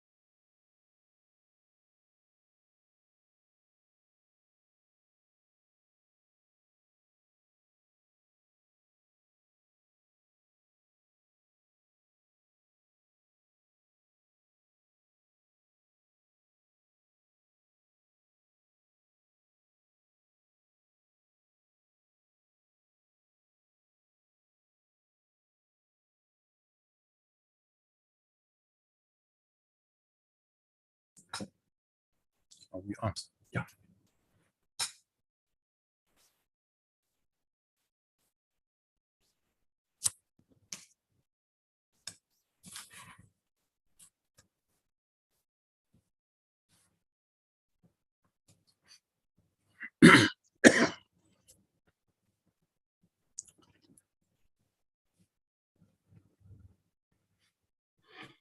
Mr. Justice Boza. Madlanga? Justice Madlanga, all counsel are online. Thank you. Mr. Bowman. Thank you, Justice Madlanga. This is, or it should be, an ordinary patent case involving the issues that are ordinarily raised in patent cases, being the question of infringement as alleged by the plaintiff and validity in respect of which the onus would be on the defendant in the patent action. Now, we know that the action was instituted on the 12th of March 2018, and the initial plea, including a counterclaim for the revocation of the patent, was delivered on the 9th of May 2018. It was in a letter dated the 22nd of November 2018 that the Deputy Judge President advised the parties that the trial had been set down for hearing from the 13th to the 17th of May 2019, a period of 5 days ordinarily allocated and ordinarily sufficient to determine the merits of an ordinary, which is what I say this is, patent case, 5 days. Now, my learned friend is at pains to say that were the trial to proceed in that way, on the issue of validity in the ordinary way, it would be very complicated, it would be time-consuming, and it would be expensive, unlike a determination of the special plea were it to be allowed to be introduced into the pleadings by the amendment now sought. We also know that the documents in the special plea are about 1,000 pages in length.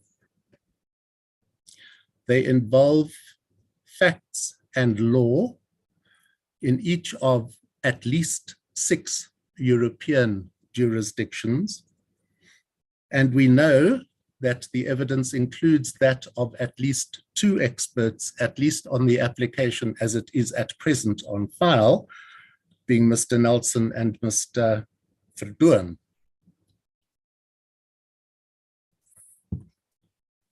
Shortly, however, prior to the hearing of the trial in this case, the applicant delivered 4 applications. I'm not going to say they were all on the same day, they weren't, but there were 2 applications for further particulars, and there was an application for additional discovery. And then the 4th, which was the application for the amendment now before this court. The application for amendment, given that the trial had been set down for hearing from the 13th to the 17th of May, given that the plea with its original counterclaim was delivered on the 9th of May 2018, was only delivered on the 15th of April 2019, about a month before the date on which the trial was to commence. And because it was clear that the trial could not proceed, a meeting was then held with the DJP, who directed that the matter be dealt with in the directions which Mr. Van Roy has attached in his answering affidavit in the amendment application at volume 8, page 813 to 814. There's an error in the transcription in the record where the pages are only identified on page 758, but that's neither here nor there. Be that as it may, the Deputy Judge President directed that the 4 interlocutory applications be heard in the week allowed for the trial. That was the 13th to the 17th of May 2019. The attitude taken at that time, and it's now been repeated by my learned friend, in a letter addressed to the respondent's attorneys, the respondent being Bayer, on the 12th of April, which is in volume 8 at page 830, was that the applicant in this application was disappointed and puzzled at the attitude taken up on behalf of the plaintiff, that is basically that Villa Crop, the defendant in the trial action, was not entitled to any of that which it sought, be it by way of further particulars or by way of discovery. That was the response given to these very lengthy requests. Bayer then blamed VCP. Bayer, the respondent, blamed the current applicant for causing the delay, and the current applicant blamed Bayer for causing the delay. It saying at that time that Villa Crop had assiduously prepared for trial, and that had Bayer consented to the amendment timelessly and had it responded, the language used was in any meaningful fashion to the two pre-trial requests for further particulars and discovery, Villa Crop as defendant would have been in a position to proceed. And then, as I say, there was finger pointing on both sides. As it happens, the 4 interlocutory applications were all heard only in the week of the 27th to the 31st of January 2020. I say this in the context of the term of the patent expiring on the 1st of July 2023. All 4 applications were dismissed on the 3rd of September 2020, and the 3 interlocutories relating to discovery and further particulars with costs on a punitive scale. Initially, the whole of the application to amend was opposed. The application to amend sought amendments beyond the introduction of the special plea. Only once it became apparent that the trial could not proceed, that Bayer then indicated that it would not be opposing those of the amendments sought outside of the special plea sought to be introduced, the one of unclean hands. Now, Justice Majid raised the question of a Stalingrad defense. These facts on their own speak to that defense, and the fact of this application reinforces it. The applicant, as we know, was refused leave to appeal by Judge Basson in the Court of the Commission of Patents. It was refused leave to appeal by the Supreme Court of Appeal. It applied for a reconsideration of that refusal to the Supreme Court of Appeal. It was refused that application for reconsideration, and it then approached this court for its permission to amend the application, the pleadings to introduce the amendment. Now, we know from the notice of intention to amend, which surprisingly is not part of the founding affidavits in the amendment application, but was attached to the answering affidavit of Mr. Van Roy in the initial amendment application, that it is section A that relates to the attempt to introduce the special plea of unclean hands. That's in volume 8 at pages 776 to 786, roughly 12 pages. Section C was a correction to documents initially pleaded as part of the state of the art, neither here nor there. Section D introduced the so-called method of treatment claim, and importantly, and this is apparent from the discussion that has already taken place, Section E was to include the attack based on Section 61(1)(g). Now, although that application was originally opposed, it was consented to because of the fact that the trial could not proceed. May I, however, bring one issue on the objection to the amendment to the special plea to the court's attention, more particularly in the context of the question, as we understood it, that Justice Unterhalter put to my learned friend. That notice of objection to the amendment insofar as the special plea is concerned is in volume 8 at page 787.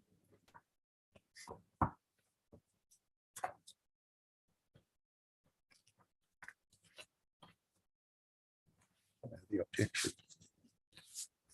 I'm sorry, the objection is at page 793.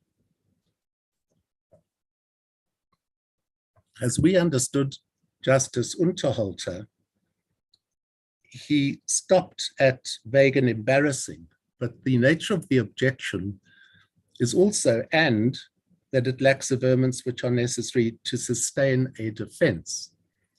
being as a matter of law. So Justice Madlanga is quite correct when he put to my learned friend, who agreed with the proposition, that that defense as a matter of law must at least be arguable before Section 34 of the Constitution can be relied upon. So the question is whether it is arguable that a common law defense of unclean hands can be used to prevent a patentee in South Africa from relying on its patent and enforcing it against an infringer, as is alleged the applicant in this case to be, on the strength of representations made in foreign jurisdictions, neither the law nor the facts of which our learned friend now says needs to be interrogated for purposes of the special plea.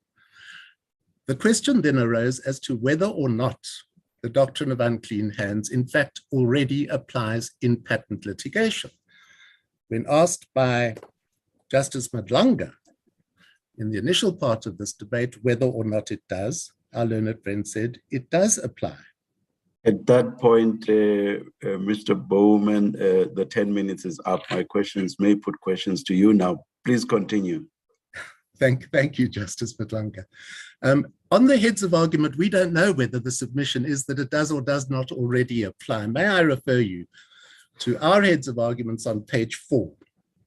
In paragraph 6, we say, in paragraph A, the submission that the doctrine of unclean, being in brackets, clean hands, applies in patent litigation, which is a submission made in the applicant's heads on page 3 in paragraph 6, is at best without merit. But if it is to be understood to mean that the doctrine is at present of application in patent litigation, it is incorrect. And then could I ask you to add to that footnote, which is footnote 7 on page 4, perhaps 2 other references to the heads of argument from which we say the attitude remains unclear. On page 7 of the applicant's heads in paragraph 21, Velakrop submits that the doctrine does apply, whereas Bayer argues that it does not apply.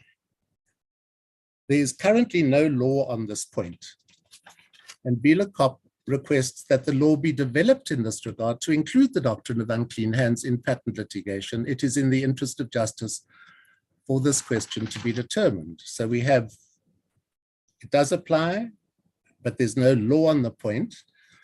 And then in paragraph 117 on page 47, Bayer argues that the matter could only be of considerable public importance if the doctrine of unclean hands is applicable. Bayer thus concedes that were the doctrine to be applicable, the matter would be of considerable public importance. For the reasons stated above and the reasons set out in the founding affidavit, the doctrine of unclean hands is applicable and has been applied in the field of patent law. If not, the doctrine must be extended so to apply. Make of that as you will, but to the extent that reliance is placed on Deaton engineering. Mr. Bowman, I'm sorry to interrupt, but before you proceed to develop your submissions concerning whether clean hands does or does not apply in the law of patents, can we return to the submission you were making as to precisely what objection was being taken at page 793? Yes, Justice Untitled.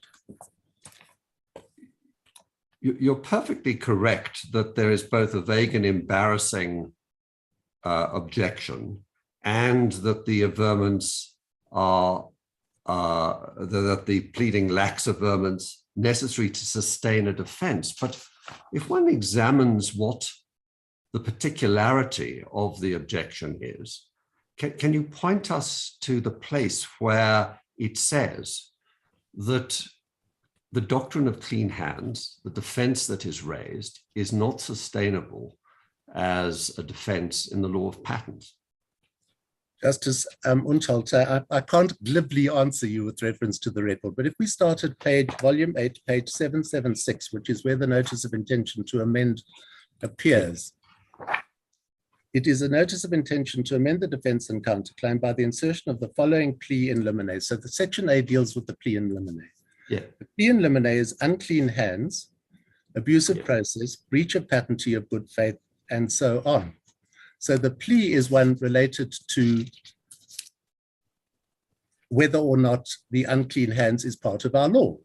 And the statement as we understood it, again, paragraph 1.2.1, approaching this court mala fide dishonestly and with unclean hands, and so on. The whole of the special plea is based on the notion of unclean hands. Now, the reliance... Mr. Bowman, the question is, what was the nature of your objection?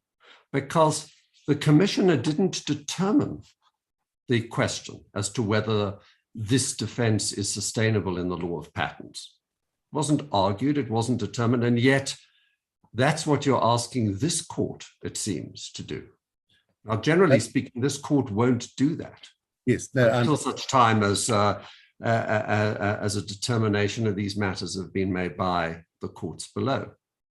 Yes, sorry, Justice Untitled, perhaps I misunderstood you, but the court a quo, as I understand and remember the judgment, left open the question of whether or not precisely, but it did so because this point doesn't appear to have been crisply pleaded and argued before it. Because the normal way of the most obvious exception to take here is to say there is no such defense in our law, and then have the court determine that point. But that's precisely what did not occur in this case. It creates problems for the applicant, as has been extensively traversed, as to whether this court can now do so. But the question is, on what basis should we now engage extensive submissions as to whether this kind of a defense is or is not applicable to the law of patents? No, I accept what you're saying, Justice Untitled, and that is the very reason why this application should be refused. Yeah. With respect. So the leave to appeal should be refused if on that basis only. Yes. And yes. Sorry, I didn't mean to contradict you. No. It's simply that you made the submission, yes, that the exception that was taken seemed to be a true exception. I've looked at it a number of times, but the substantial ground seemed to be the objection that the defense is duplicative, not that it doesn't exist in law. Yes, we do say that, and perhaps it's to take up on what Justice Collivan suggested as the consequence might be of the uncertainty in the patent system, that it should not be a part of our current law, and that reliance, we say, on Deaton engineering is misplaced. Can I invite you to look at how the applicant relies upon Deaton engineering in its heads of argument? If you go to page 7 on page 19,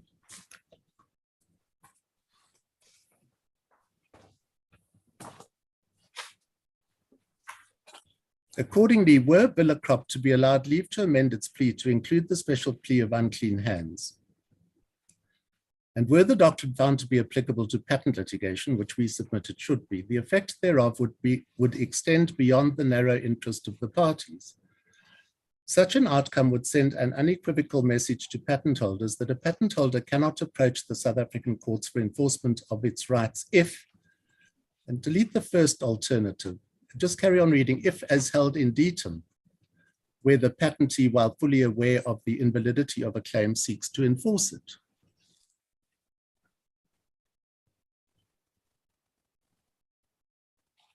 Two alternatives are provided. The second relates to the reliance upon Deaton. We say that that is wrong. And we say that is wrong because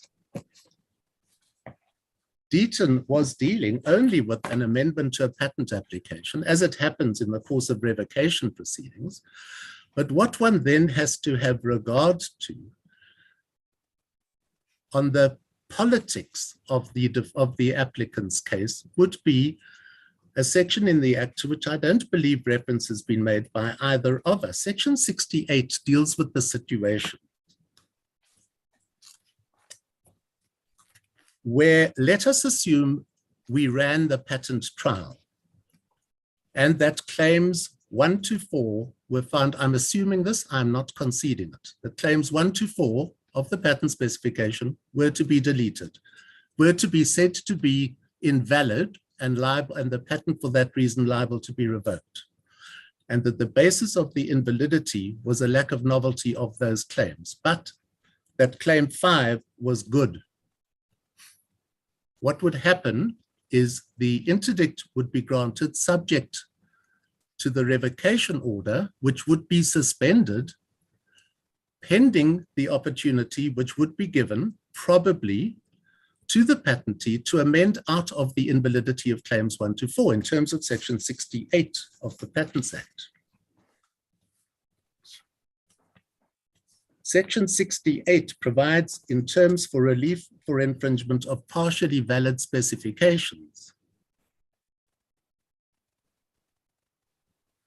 where in any proceedings for infringement of a patent, the commissioner finds that any claim in the complete specification in respect of which infringement is alleged is valid, let's take claim 5, but that any other claim therein is invalid, let's assume claims 1 to 4, the following provisions shall apply, namely, if a counterclaim, as in this case, for the revocation of the patent has been made in the proceedings, on the ground of any claim in the specification, the commissioner may postpone the operation of any order issued thereon for such time as may be required to enable the patentee to effect any amendment of the specification pursuant to conditions imposed by the commissioner.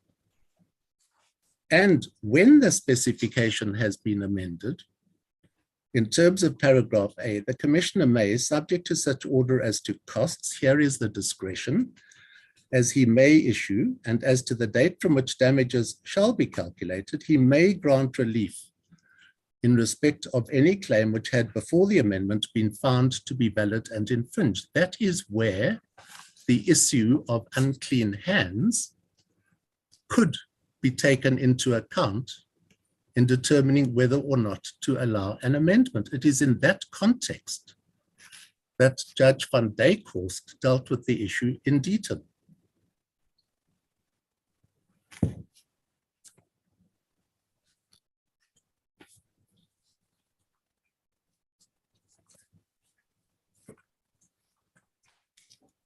If I may, on the question of Justice Collivan's suggested consequences of the...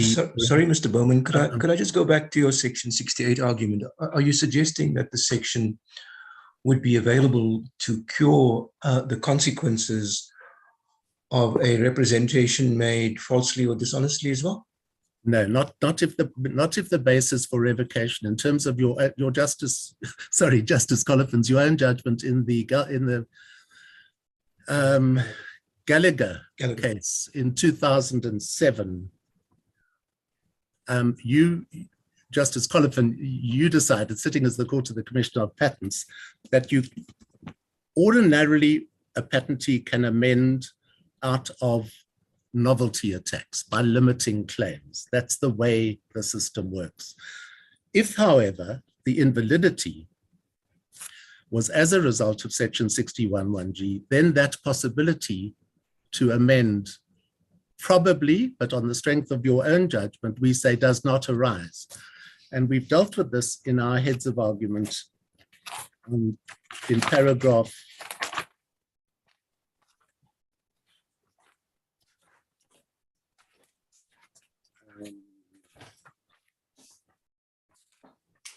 deal with in paragraphs 35 on page 23, paragraph 38, what we do not do at the end of subparagraph B, where we say, this is the essential difference as we understand it between a finding of invalidity on the basis of novelty on the one hand, or material misrepresentation on the other, is that novelty ordinarily, if it's possible, can be amended out of by restricting the scope of claims.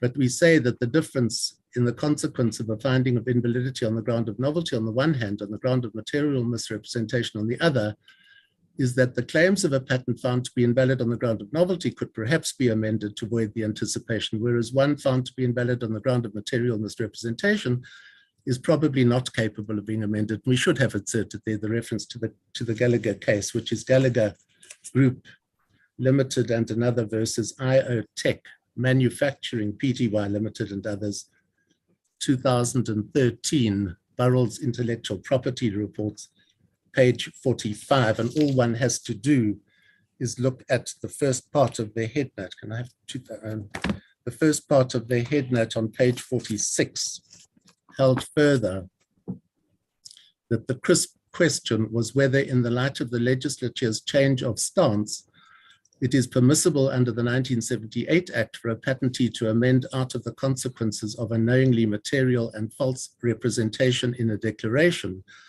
and that the answer to that question was negative. Now, the effect of that is that that is the complete answer to the case insofar as it is based on unclean hands. The consequence of the invalidity arising out of, let's use the language of unclean hands, the material misrepresentation in terms of section 61(1)(g), is that the patent becomes unamendable into any otherwise acceptably valid form.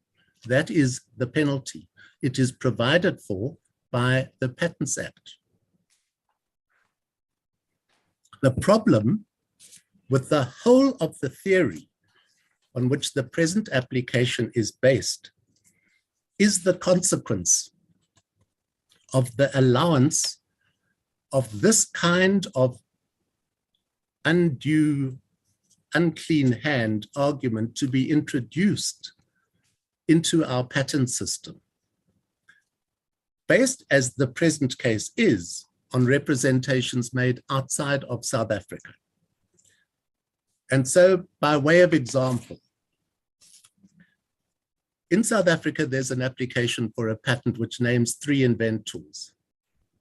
And if the inventors are wrongly cited, it might be that there could be an attack on the patent in terms of any one of section 61(1)(a) or B or G. But in Japan, let's say, only one patentee is cited. And we don't know what effect that has in terms of the Japanese law. But the defendant in an action in South Africa says, we don't have to know what the Japanese law says. Here it would be a ground for invalidation on the basis of the wrong naming of inventors. You've named different inventors, therefore compare the one statement with the other one is a lie. And therefore what? Not that your patent is bad, because your statement might be correct, but the other one then must be false. And therefore you can't persist in your patent action. And that's just but one example. What will happen? Not only will this court be flooded, as Judge Matopo suggested, with applications that do not warrant this court's attention, but the patent court is going to be flooded with specious defenses raised in terms of behavior which simply cannot be the subject of determination by our Court of the Commission of Patents within the meaning of our Patents Act. That is what, as we understand it, Justice Cameron was referring to as the destabilization of the patent system, and which we refer to in page 18 of our heads of argument. Mr. Bowman, just before you go there, and you are taking us into the merits of the clean hands doctrine, and perhaps it's inevitable that we need to go there. But if we do, the doctrine of unclean hands is really a doctrine about abuse of court process. It's not about the substance of a particular area of law. It's the way in which courts will, in very exceptional circumstances, shut the door because a litigant has conducted themselves in a way that doesn't warrant considering their case. It's a very, very extreme set of circumstances, but it's about the courts protecting their own integrity. A further example of it is the vexatious litigant, why would the law of patents be special in this regard? Why would it be special, Justice Untitled, in the sense that it should not be included? Well, let me ask you, assuming there was a vexatious litigant who sought to come and make use of patent law in some way, one wouldn't say, well, because the vexatious litigant is using patent law, we're somehow not going to apply the ordinary law in respect of a vexatious litigant. I accept that possibility. Yes, that would be heard. That would be heard by the High Court, not by the Court of the Commission of Patents, and it would be unrelated to the strength of the patent case, be it on validity or infringement. Yes. But it's just an example of a general doctrine of which unclean hands is just another species, where courts seek to, in very special circumstances, shut the door to certain categories of litigants that they consider to be unworthy of consideration. Because now, it may be that no such case can be made out on the grounds advanced by the applicant, but as a concept, I'm not yet seeing why the law of patents is immune from the consideration of the unclean hands doctrine. Because if the effect, Justice Untitled, will be that the patent is rendered unenforceable at the instance either of the particular defendant in the particular case or by any assignee of the patent, the effect would be the revocation of the patent, which is... But Mr. Bowman, that's a consequence of how unusual are the circumstances where a litigant is refused the ability to ventilate their case in court. It's only in the most extreme and special of circumstances, but the litigant who is refused on the grounds of unclean hands, they can't enforce their contracts either. It doesn't, the use of the doctrine hasn't caused the law of contract to come to an end.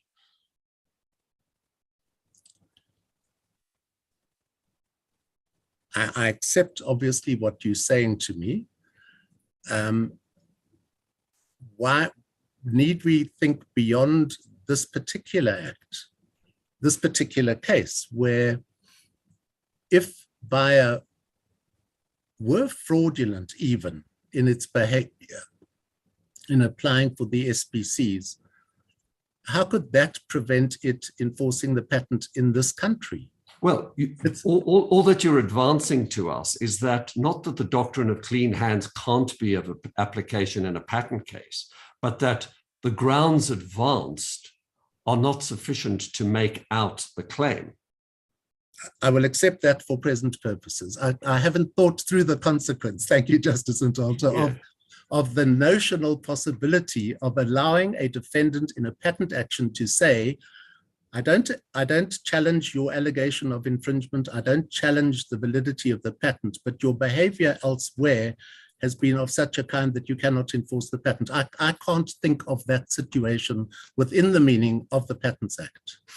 It may be, but I don't think one should be doctrinal about the possibility that some abuse by a plaintiff is of such a character that the court exceptionally closes the door even in a patent case. The patent cases aren't on some special, don't exist in some special area of our law where they are somehow immune from general doctrines which cause courts to protect themselves against abuse. It's just that that doctrine applies in very, very rare and special kinds of cases.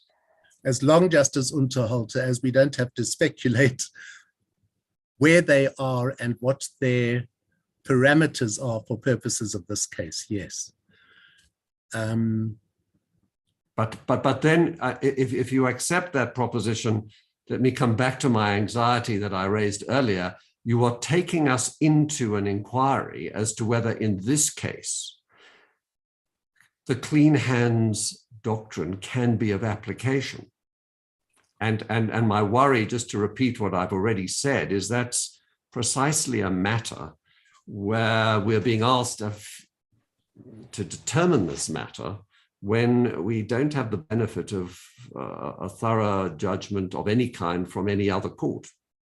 Yes, no, that is indeed the case. And then what would be the basis on which to upset the judgment of Judge Besson? And we say that there is no basis on which to upset the judgment of Judge Besson. Well, except that you're doing it on a completely different basis, not because Judge Besson was correct in determining whether clean hands is of application in this case, but whether she was correct in respect of the basis upon which the amendment was refused, which was not substantive. It's going to be costly and complex and many experts and matters which, at least to my mind, are not relevant for the purposes of refusing an amendment. Yes. Amendments often pose complicated questions of law and fact, but that's not a reason for refusing them. Well, we understood that what was being asked of this court now was to make a determination on the question of the introduction of a plea of unclean hands into the plea. That understanding might have been wrong. But certainly it can't be, on the facts of the present case, as the case has been argued, it would appear that the doctrine of unclean hands is the basis on which the patent is sought essentially to be revoked. And the simple point is that our Patents Act, in terms of Section 61, is exhaustive as to the grounds of revocation. It provides that on these grounds only, and the equivalent of the English Act in Section 72 provides, and only on these grounds in Section 72, which brings me, if I may, Justice Unterholt, to move on to our patent system versus the examination system. The question of what is unclear in the case that we are here to meet is the basis on which the case is made out for the grant of the introduction of the special plea. It appears to be, and this becomes clear not only by listening to our learned friend, but on the founding affidavit of Mr. Du Toit in the application to amend, that it is two facts. One, in this litigation, Bayer seeks to enforce its patent, alleging it to be valid, compared with which are the representations made in Europe in order to get supplementary protection certificates in each one of the 6 countries of itself. Compare the two statements, one must be wrong, therefore the patentee must be non-suited. The suggestion being, as we initially understood it, that the protection is afforded by the examination system, because arising out of the examination, patents are likely valid on grant.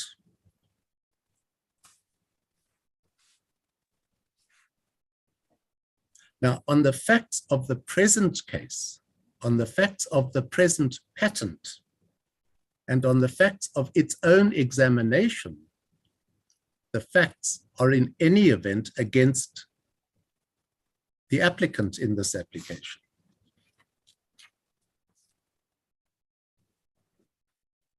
May I take you, we have dealt with it on page 15 of our heads, but not perhaps sufficiently fully. In the middle of page 15, we say it is common cause that several patents equivalent to the 2005 patent were granted in jurisdictions having an investigatory patent regime as admitted in those paragraphs of the founding affidavit, and what is then listed is 13 countries. Now, if I may remind you before I go there, that on the pleadings in the present case, the present patent is pleaded as being one of the PCT applications. It is the national phase of a PCT application originally made in Germany, on which the application for the current patent is based. If you go to the particulars of claim, and this much is common cause,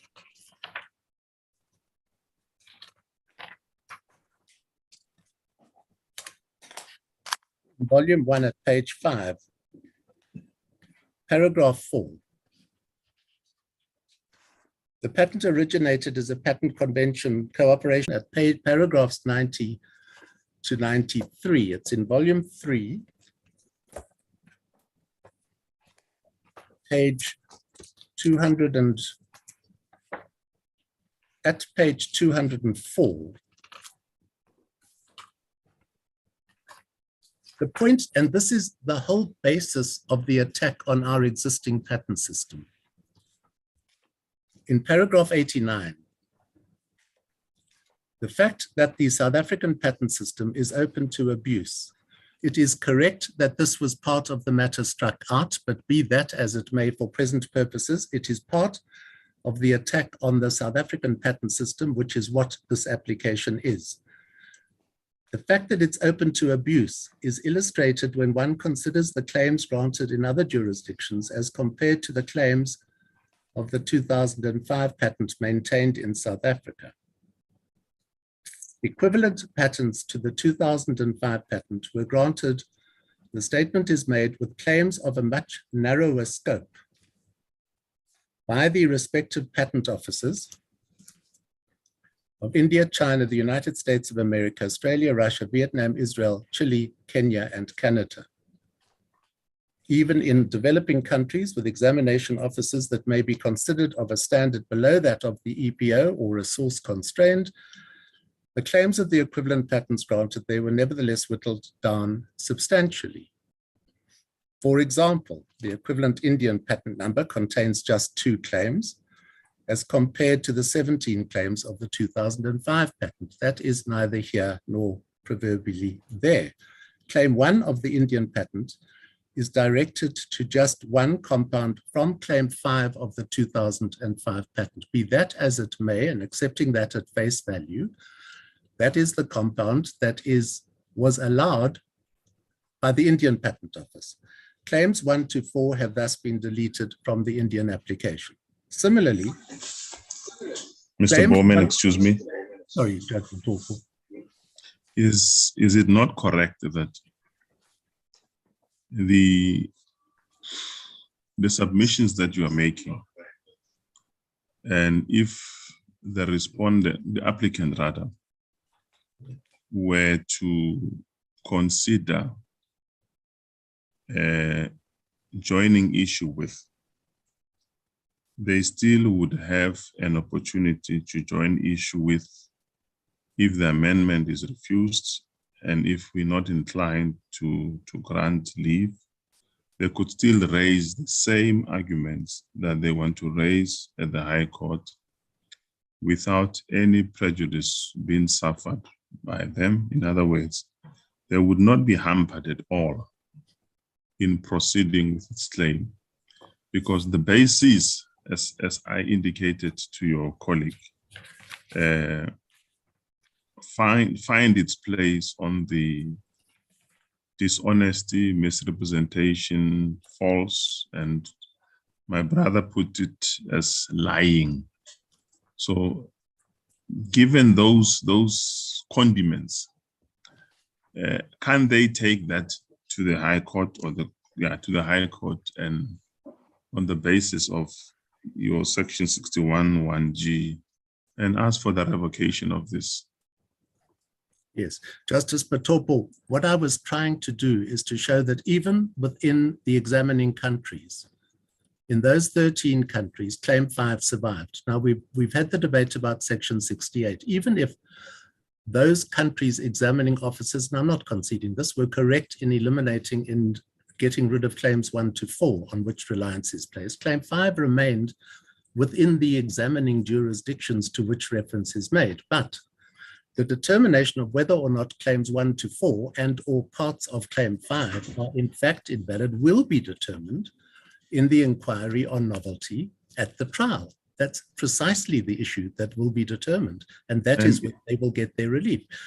The difference between that, as we've discussed, and the Section 61(1)(g) is that the patent will be revoked on both bases, but that if it is a fraud that is the ground for the revocation, probably buyer will not be able to amend out of it on the Gallagher judgment. So if the patent is found to be invalid, and that issue will be determined, I say quickly, not at great length, in favor of Villa Crop, then buyer might or might not be able to avoid down to the particular claim that involves the allegedly infringing product. If not, because of section 61(1)(c), then the patent will be revoked.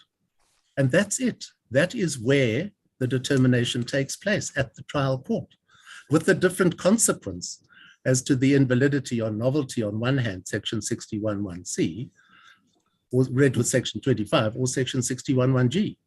I'm raising this against the backdrop of what my brother Untitled raised with you, and what other of my colleagues raised, that we do not have a judgment on this pertinent issue. Yes. And if we are now asked to make a determination on this issue, we become a court of first and last instance on this issue. We could actually benefit from this submission if it comes from the High Court. You would have an opportunity to marshal all your witnesses and everybody else's, your expert evidence, if you're inclined to do so, and attack or assert your claim properly. But at this stage, we would be inconvenienced entering into the fray of making any determination whatsoever about this issue. No, I absolutely accept that, Justice Patopo. Can I also just indicate through the evidence of Mr. Du Toit, the applicant... May I say this? Sorry to say this. I think the main issue is whether they come home on the issue of jurisdiction and yes, an interest of justice or not. And if they don't, cut it quite. Yes, no, they will have their section 34 of the Constitution rights applied. They've already been through the judicial system up to and including the President of the Supreme Court of Appeal. But most importantly, we're going back to the Court of the Commissioner of Patents to have these issues determined. That is correct. And just as a matter of interest, Mr. Berman, I'm sorry, before the matter of interest, if I could just do a follow-up. Your contention as a matter of law is that Section 61 is exhaustive of the grounds upon which revocation can take place. Yes. But it seems to be implied, at least from that submission, that the doctrine of clean hands would go beyond, if it existed and was an application in the field of patent law, would go beyond Section 61.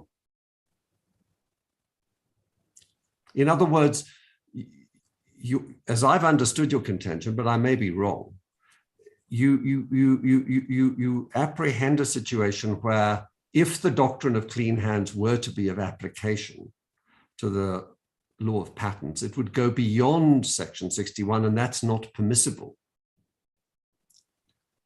You're not saying that the doctrine of clean hands is encapsulated by Section 61. You're saying it is something in addition, but it should not be of application to the law of patents. And yes, I'm saying that. And I'm saying that the fraud, this is a question it happened to be to me by your court in the Ascendus case. Justice Froneman said, but what about a case of fraud? The courts can always deal with fraud. And the answer to that was the answer I'm going to give to you, Justice Untitled. It is that the fraud, to the extent that it is relevant in a patent case, is dealt with in Section 61. Yes, I understand. But apropos the notion that the doctrine of clean hands is encompassed by Section 61(1)(g), obviously the applicant is contending that it is not. And it's a question of law as to whether such a doctrine does exist and can exist outside of Section 61(1)(g). That's a question of law. Yes. And I'm afraid to return to a theme a number of us have been asking, it does appear that you are asking us to determine that question. I thought it had been the applicant that required that question to be determined on reading the whole of the argument in the heads of argument. So we have come to meet that case. We say that it should not be. That is why we are here. But it's not necessary in this case. Yes. So just to be clear, yes, you say that we should not entertain the matter because neither jurisdictionally or on the interests of justice should we do so. But if for some reason the question the question of law that we should engage or choose to engage is this issue around clean hands and its application to the law of patents, then you say, well, the doctrine shouldn't apply. Yes.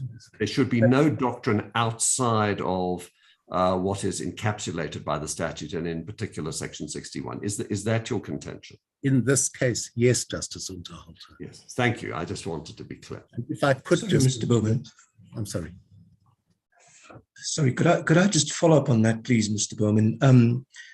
To the extent that you say that the doctrine of clean hands can be housed in 61(1)(g), 61(1)(g) relates to a declaration made at the time that the patent is registered, correct? Now, if I understand the case for the applicants, they characterize clean hands or an absence of unclean hands as not being confined to that particular period in time. But they say that the manner in which your client has continued to assert its rights in terms of the patent post-registration constitutes conduct that would constitute unclean hands. So it doesn't seem that subsequent conduct could be housed in 61(1)(g). Is there a distinction between, as it were, if someone obtained a patent as a result of conduct that would constitute a seriously objectionable conduct, that you can almost extend that conduct, that if you assert the patent at any time in the future, it would constitute a separate act of unclean hands, because that it would seem that their argument would have to rely on that assertion for it to hold good. Yeah. Yes, no, the answer is no. It cannot be introduced by way of an extension into Section 61. On the facts of the present case, can I ask you to look at volume 13, page 1181. Where's the fantasy thing?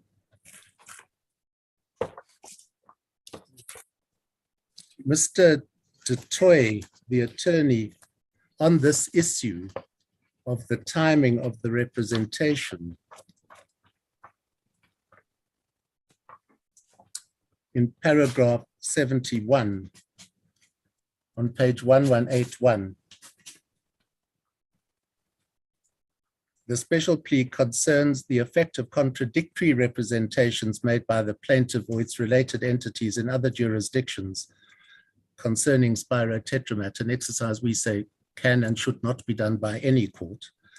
In order to prove the plaintiff's dishonesty and unclean hands, the defendant merely has to show, in support of its application for an SPC, bio-made representations to, for example, the relevant authorities in the UK, which are destructive of its representations made in South Africa, in support of the current patent in issue, and that at the time the application for the patent in issue was made, buyer had no honest belief in the representation as to the validity of the patent, to deal with Justice Collivan's point about the time of the misrepresentation. They go on to say this can easily be done. This being established the material representation at the time of the application for the patent. This can easily be done by comparing its submissions in the UK to those made in support of the 2005 patent and in advancing this litigation. It can easily be done. That's in the context of Section 61(1)(g). Yes, but Mr. Bowman, they also say in the founding affidavit in support of the amendment that buyer's representations in this litigation constitutes an act of unclean hands. So they seem to extend it beyond the, and I'm asking, is that permissible? If it is it distinguishable from 61(1)(g)? The conduct in this jurisdiction relating to what was said in other jurisdictions. The conduct in this jurisdiction is not per se said to be honest or dishonest. It could be either. As long as it is contradictory of what they say were the representations made for purposes of whatever the law might be in any one of half a dozen foreign jurisdictions, then buyer must be unsuited. That's what they say. They're not saying necessarily that representations made here were false. They are saying they were just different than those made in, for example, the UK. Different to, neither can be true. Not both can be true, which cannot be determined anyway, without regard to the law and the facts in each of those jurisdictions. You cannot say from the facts relied upon that any statement made by buyer in this country in support of this application or in advancing the litigation is untrue. That's not their case.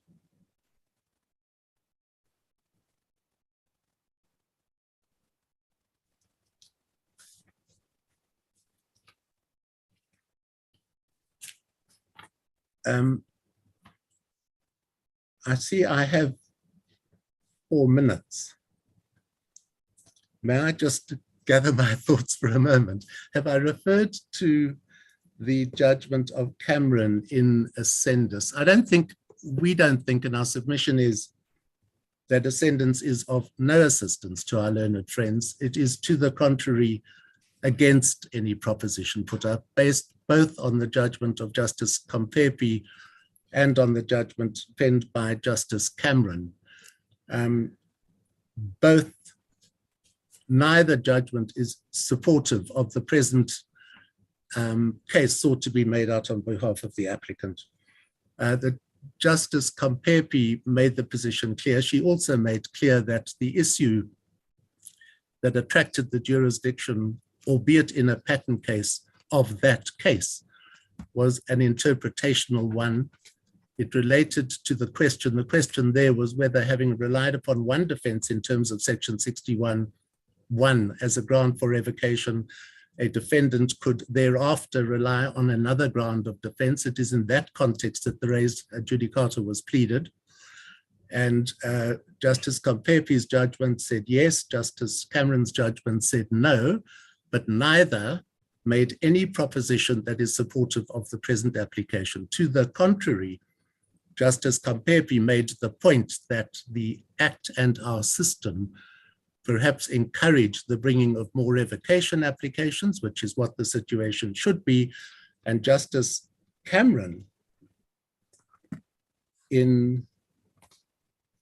we refer to the statement we rely upon by Justice Cameron on page 18 of our heads of argument. Have I said this already? In Ascendus, in paragraph 31, we say that in Ascendus, Cameron J. warned of the consequence of the destabilization of our patent litigation system through creating a perilous and novel default which would be to the prejudice of all. But we've already discussed, and I apologize for repeating it, that should not be the issue for this court now to determine. Mr. Bowman? Justice Toronto.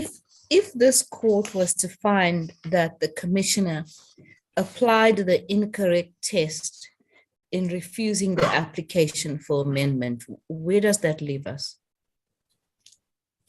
In finding as a matter of law that Judge Basson applied the incorrect test in the exercise of her discretion.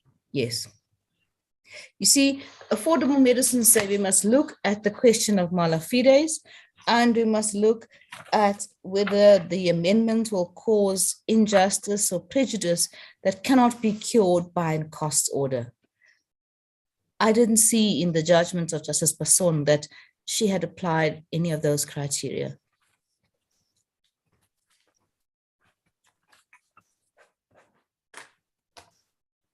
I would have to look again at the latter few paragraphs in Justice Basson's judgment,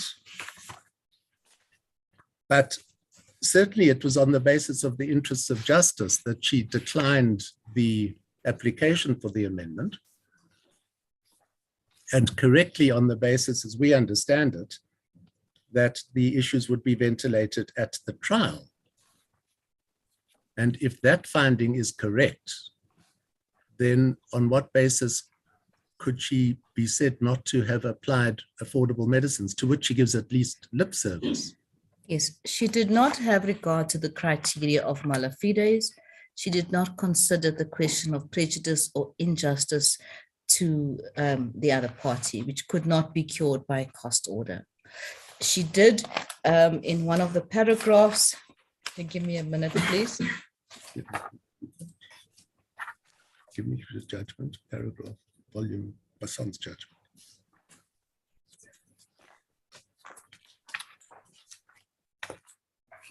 She also appeared to lay a lot of emphasis that it would involve detailed new factual questions that would have to be decided. I think Justice Theron, and before you respond, Mr. Bowman, the 1 hour is up. Please respond to this question, and please indicate to me as soon as you are done. Do I need more time than that? Just one question.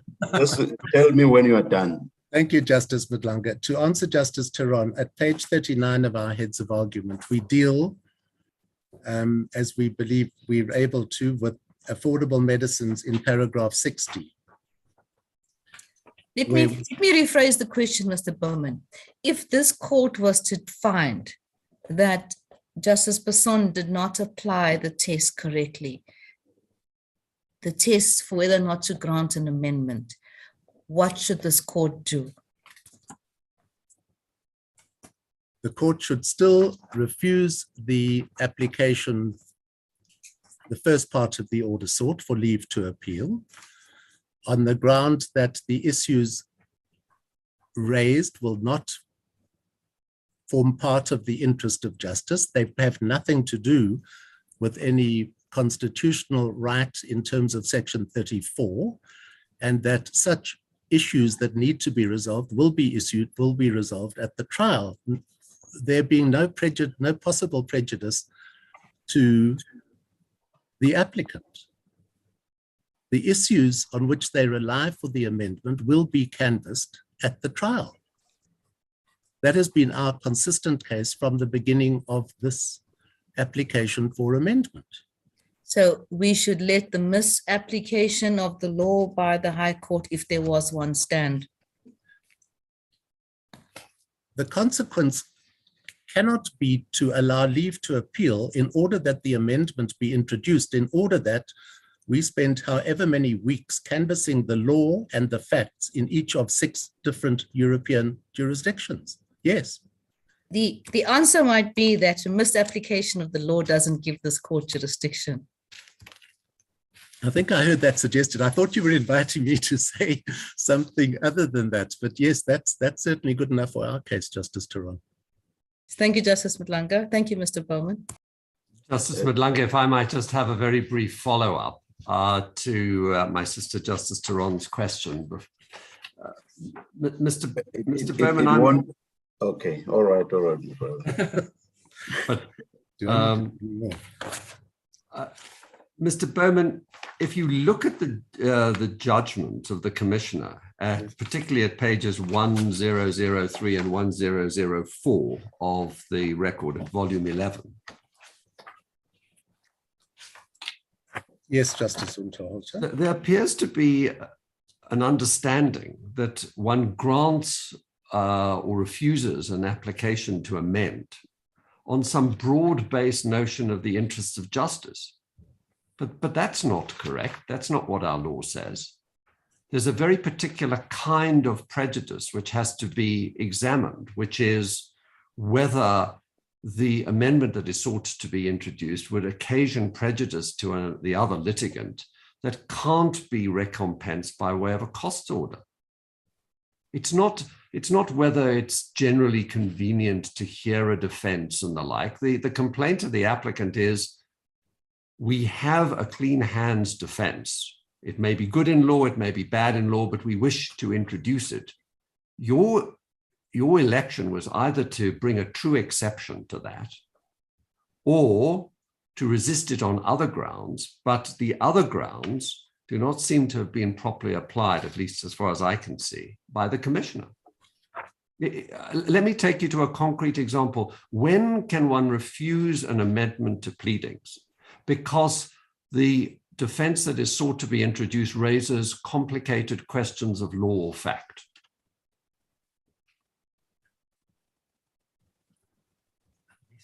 I know of no such doctrine in our law. It has never been enunciated. It can't be a basis for refusing an amendment. Unless what is sought to be introduced, and again, this gets back to the difficulty about whether this court is now being required to answer the question. Unless what is sought to be introduced is specious. But then, Mr. Bowman, I come back to my first point. The plaintiff would introduce a true exception. You would say, this forms no part of our law. It is simply dismissed on that basis. But as I understood it, that is the basis on which the application for amendment was initially opposed. It was not possible to take the exception until... I've taken you to the passages of your objection, which constitute a pleading, and there's no true exception that is taken. Nowhere there does one read, but the doctrine of clean hands forms no part of our law in any form of application to the law of patents. That's not what you plead. But the objection to the amendment was based on the amendment, which, as you pointed out to me, does not specify that kind of doctrine of unclean hands specifically, but it is clearly based on the doctrine of unclean hands. It is to that pleading that the objection was made.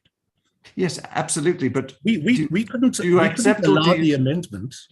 Yes. Sorry, carry on. Sorry. We were entitled to oppose the amendment on the basis that it introduced a bad case. Yes, but my difficulty is that when I read your objection, you're not taking a true exception. You're saying that this is duplicative. Can I look again at the notice of objection? Yes, please do so, because that's my difficulty. And then it seems that the commissioner never understood that she was dealing with a true exception, because she doesn't determine that question. She says at paragraph 32 of her judgment, I don't need to determine that matter. The notice of objection to the amendment is in that. That's answer. You see, if you look at your objection, which you'll find at page 200 and I believe it's 793. Yes. In volume, sorry, Justice Untitled, volume 8, page 793. I thought your objection was to be found at page 200. I'm sorry, you're absolutely correct. Yes. Volume 8. The legal point is taken in what follows after paragraph 1 in paragraphs A, B, and C. Exactly. But as I read those provisions, the way those objections are cast, it says the proposed special plea is based on the presumption and pre-conclusion by the defendant that the patent is invalid, where the validity of the patent is the subject of the counterclaim itself. Yes. But that's not saying the doctrine of clean hands is of no application to the law of patents.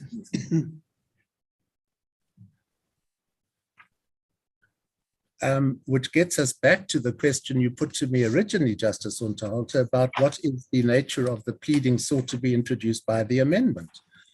And I pointed out that it is headed unclean hands, and we're approaching the court with unclean hands, to which we say it's based on the presumption that the patent is bad. And that's the pleading in the notice of objection. That's the pleading to the notice of intention to amend by the insertion of the special plea.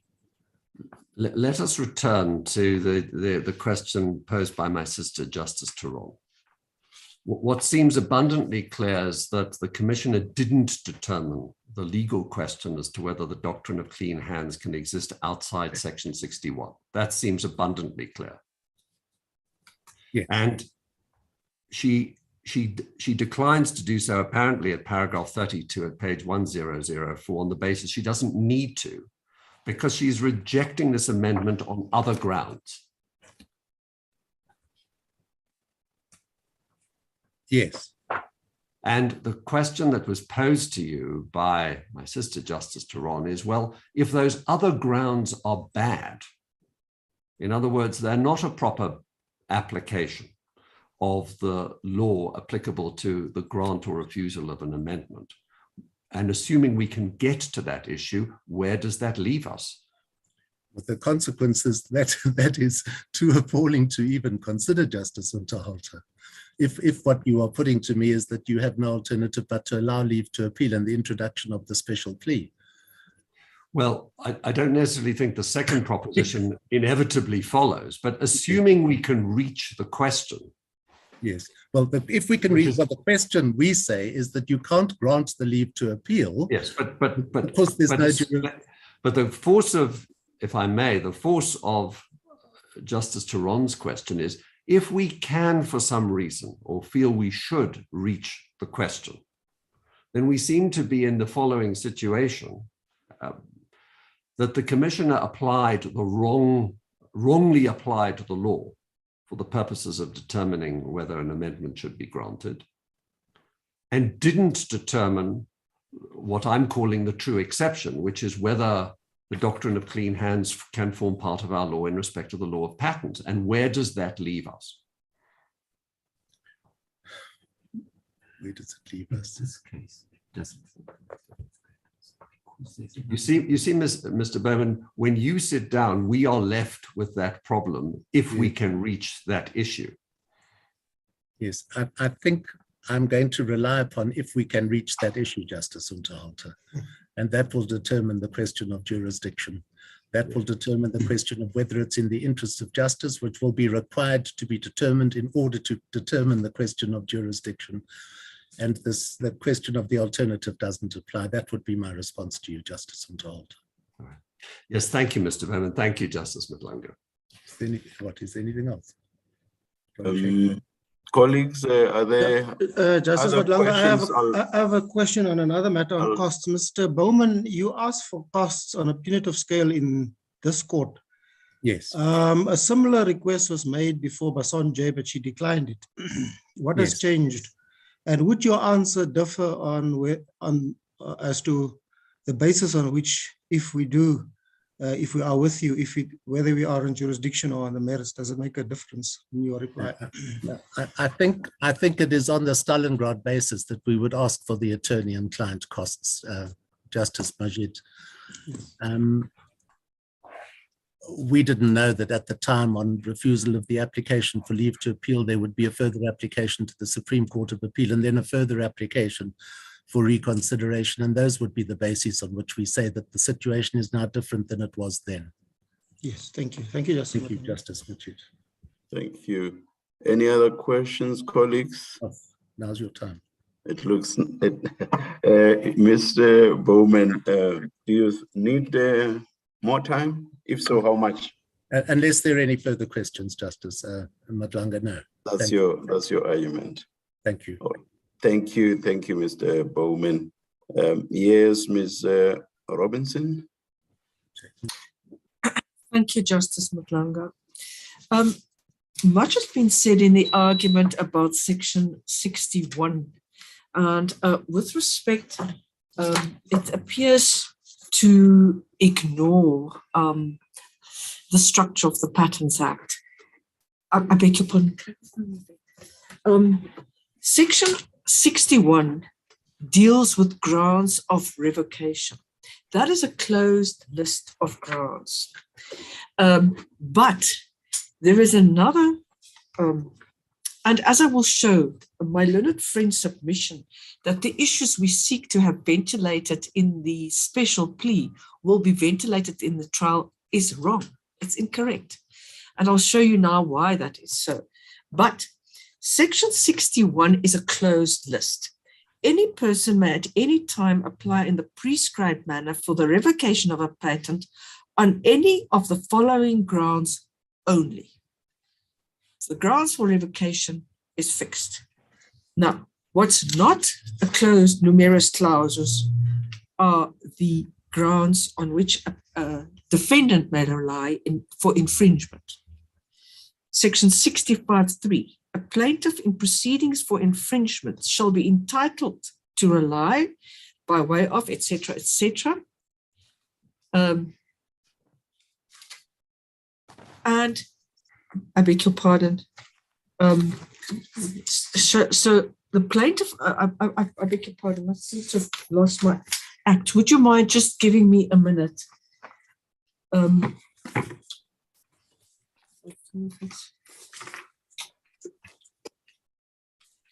referring to the wrong one. Section 60, the grounds upon which a patentee may rely for relief in an infringement proceedings are not limited.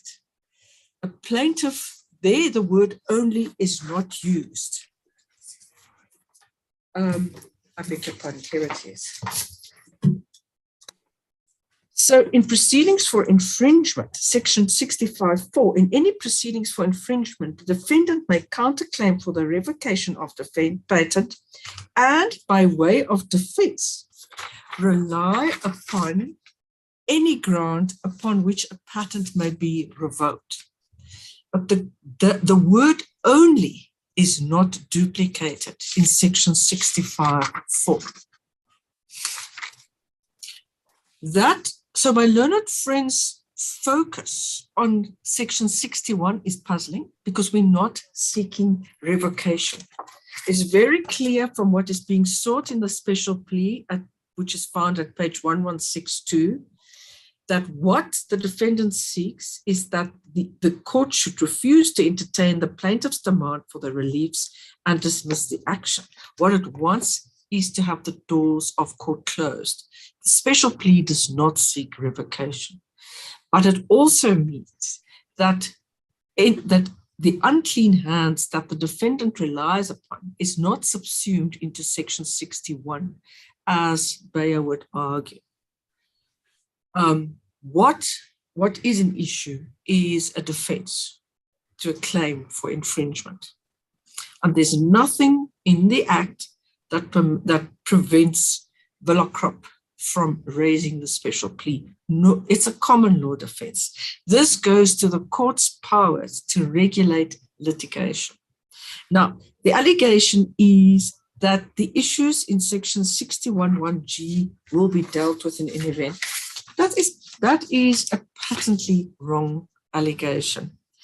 And in any event, the Villacrop will not be able to raise this for this very simple reason. Section 61(1)(g) is limited in time. It's limited to that moment in time when the prescribed declaration for the patent is filed. This is a 2005 patent. We couldn't find the declaration, but the declaration was filed before 2005, before the patent, well, the patent was applied even before. It's applied in 2003. The representations upon which Villacrop relies for its plea, the special plea, were made from 2008 onwards, if I remember correctly. The SPC, the UK SPC, is set out at page 260, and the declaration there was 13 August 2009. It cannot fall under section 61(1)(g). It doesn't fall under section 61(1)(g). And if the defendant is not granted leave to introduce, to raise, to rely on the special plea, it can't raise these points. That which it wants to rely on now, it will be barred from doing. That brings me to the issue of jurisdiction.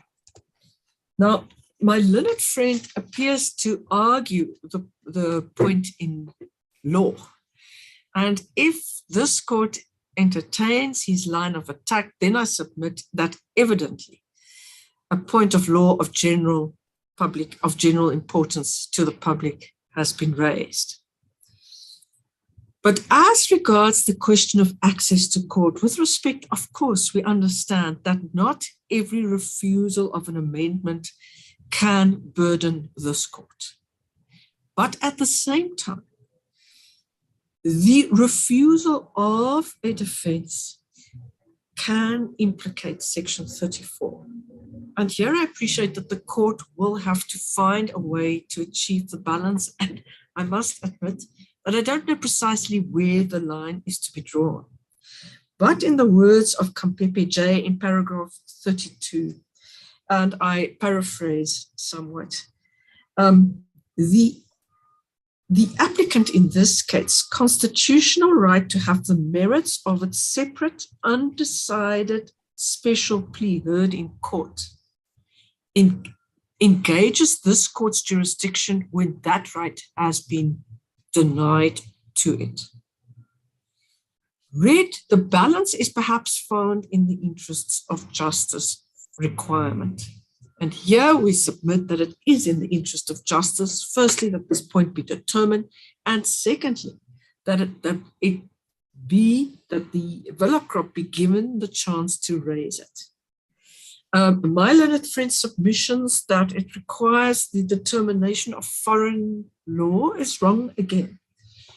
He has not addressed this court on why the representation made by Bayer in its UK SPC application as to the structure of spirit tetramat when measured against the structure of spirit tetramat in the particulars of claim should not suffice to lead to the conclusion that Villa Crop pleads for in its special plea,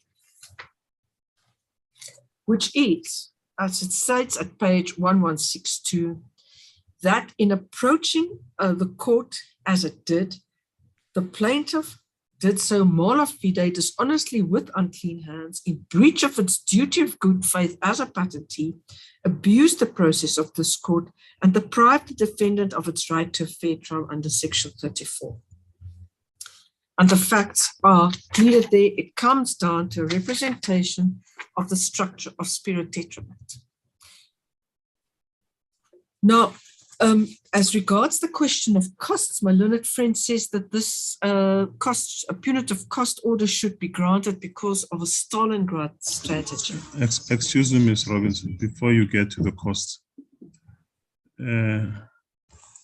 if I understand you correctly, there has to be a tension between, or an analysis, a balancing act between Section 61G and Section 65(4).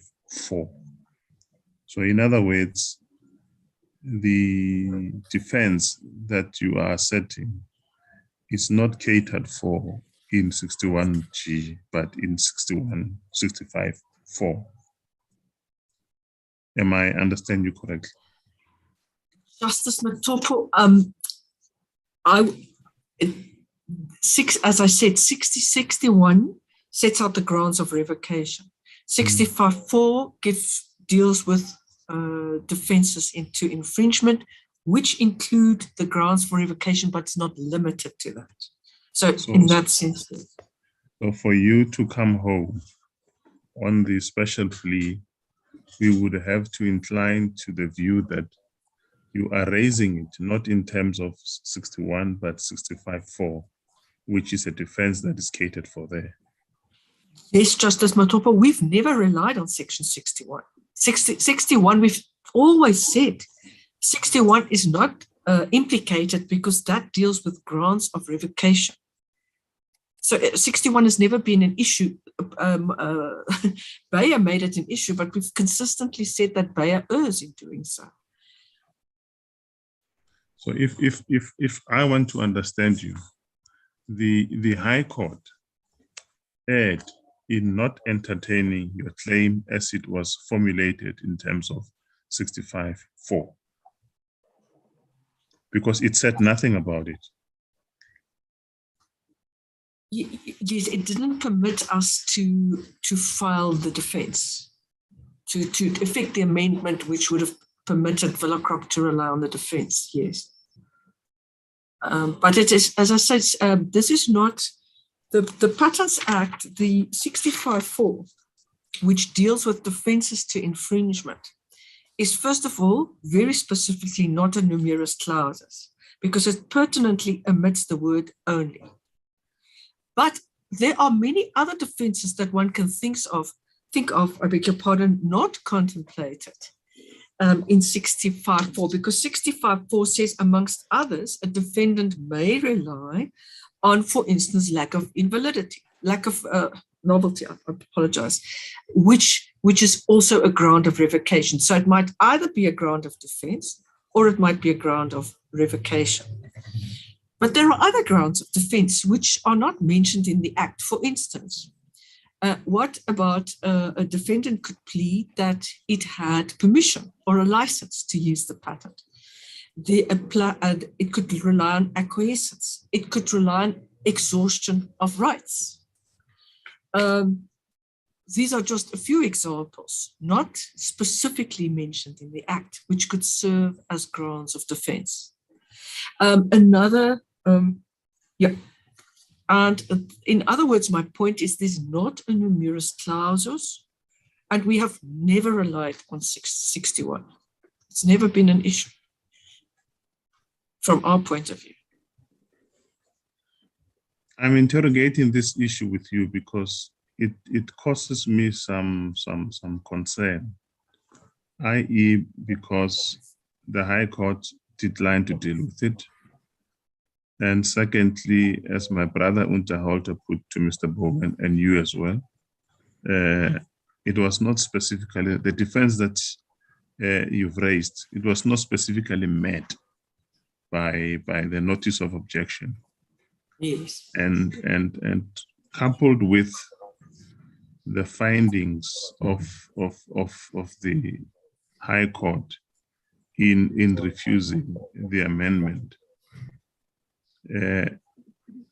if I were to say it got the answer right, or half right, if I were to put it that way, would I be wrong? Because when you look at the principles that it adopted in arriving at its decision, nowhere do we find the principles relating to granting or refusal of amendment being explored. But towards the end, we assume that it was dismissed on the basis of not in the interest of justice. Can we ignore its other findings, though wrong, or one may call them wrong as they are, and latch on the interest of justice and say, even if it may have inelegantly expressed itself, in the end, it got the answer right. Would that be a right approach? With respect, no, Justice Mtopo, because we submitted got the answer wrong. Not only, if it applied the test properly, a court could not have arrived at that decision because there was no question of mala fides. There's no question of prejudice. Factually, the grounds upon which the court relied are also wrong. There's no need for complicated evidence. My learned friend keeps going on about the law in other countries. Why is the law relevant? That we know from all the authorities, such a principle does not exist in our law. Yes. So for every reason that the court relied upon, it erred. It erred by not applying the test, and then it erred in relying on the grounds it did rely upon, and in any event, it's factually wrong. So how, with respect, can it then be said that the court came to the correct decision? It came to the wrong decision. Well, does that incorrect application of the legal test ground this court's jurisdiction? Well, not per se, because then I appreciate the floodgates would be open, and I think that is what Justice Theron was stating, what her questions were directed at. But we submit there's something else. We're not saying there's a mere incorrect test. We are submitting that the right of access to court is implicated, as I said. Now the decision for the court is, which I appreciate is a difficult one, when does the refusal of a defense justify access to this court? We submit that Ascendus is of assistance here. If we paraphrase it, as I said, if it's a separate defense, which could might well have a profound effect on the outcome of the case.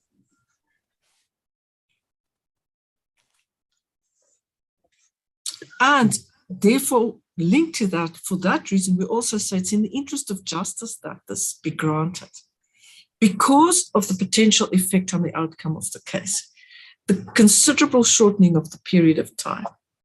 The 15 minutes is up, Ms. Robinson. Justice Malanga, might I just make the final submission about costs?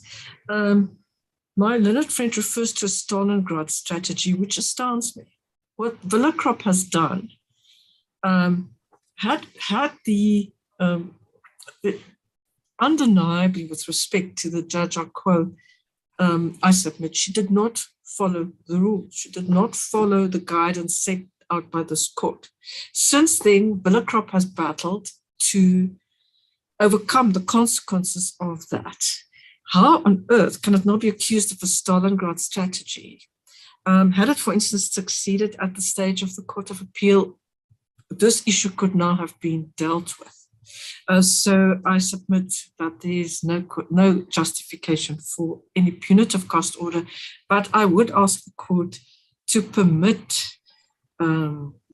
Villacrop to argue the special plea and to permit that to go to court, as the court pleases. Thank you, Ms. Robinson. And thank you to both counsel. Judgment is reserved. Court adjourned. As the court pleases. Today's proceedings have concluded. The host will now terminate the meeting.